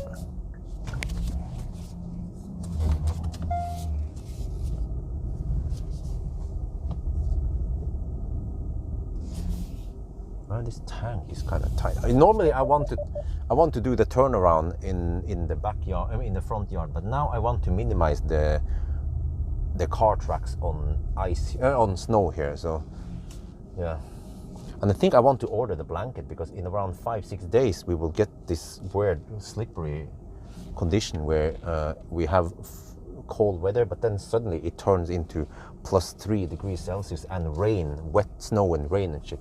And the slope here, the ramp is going to be super slippery again once more. So I need to be able to melt that shit. So maybe I should just go ahead and order that heating mat. Yeah, 5,700 NOK. Okay, anyway, I need to pack and leave. Let me quickly close the door here, so I don't lose too much heat with 4.6 degrees. Okay.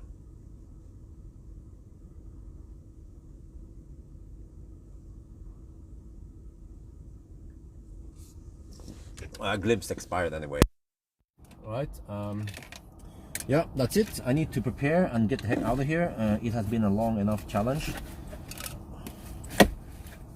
I think I need to get a trash bin in here. So that's it. EV9. So have a nice Sunday driving.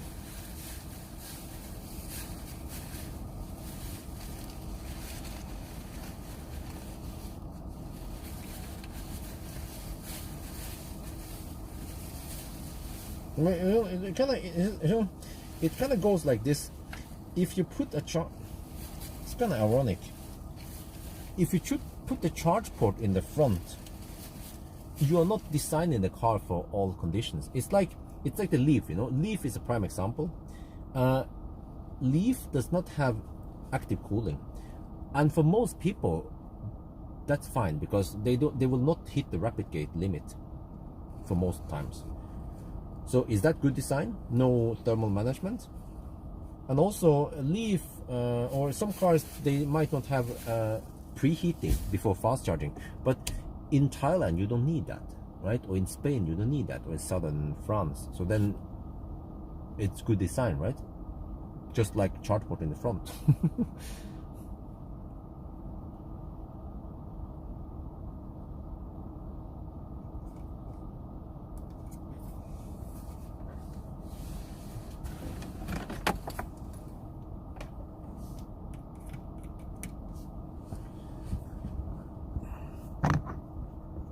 Okay, anyway, I need to pack my shit.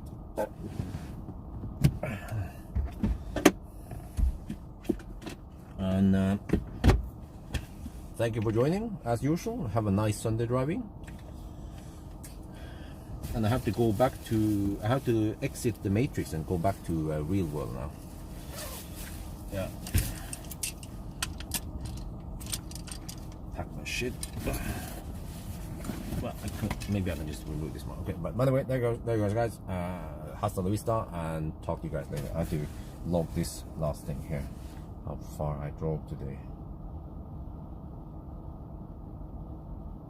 There, 1,062 kilometers. Okay.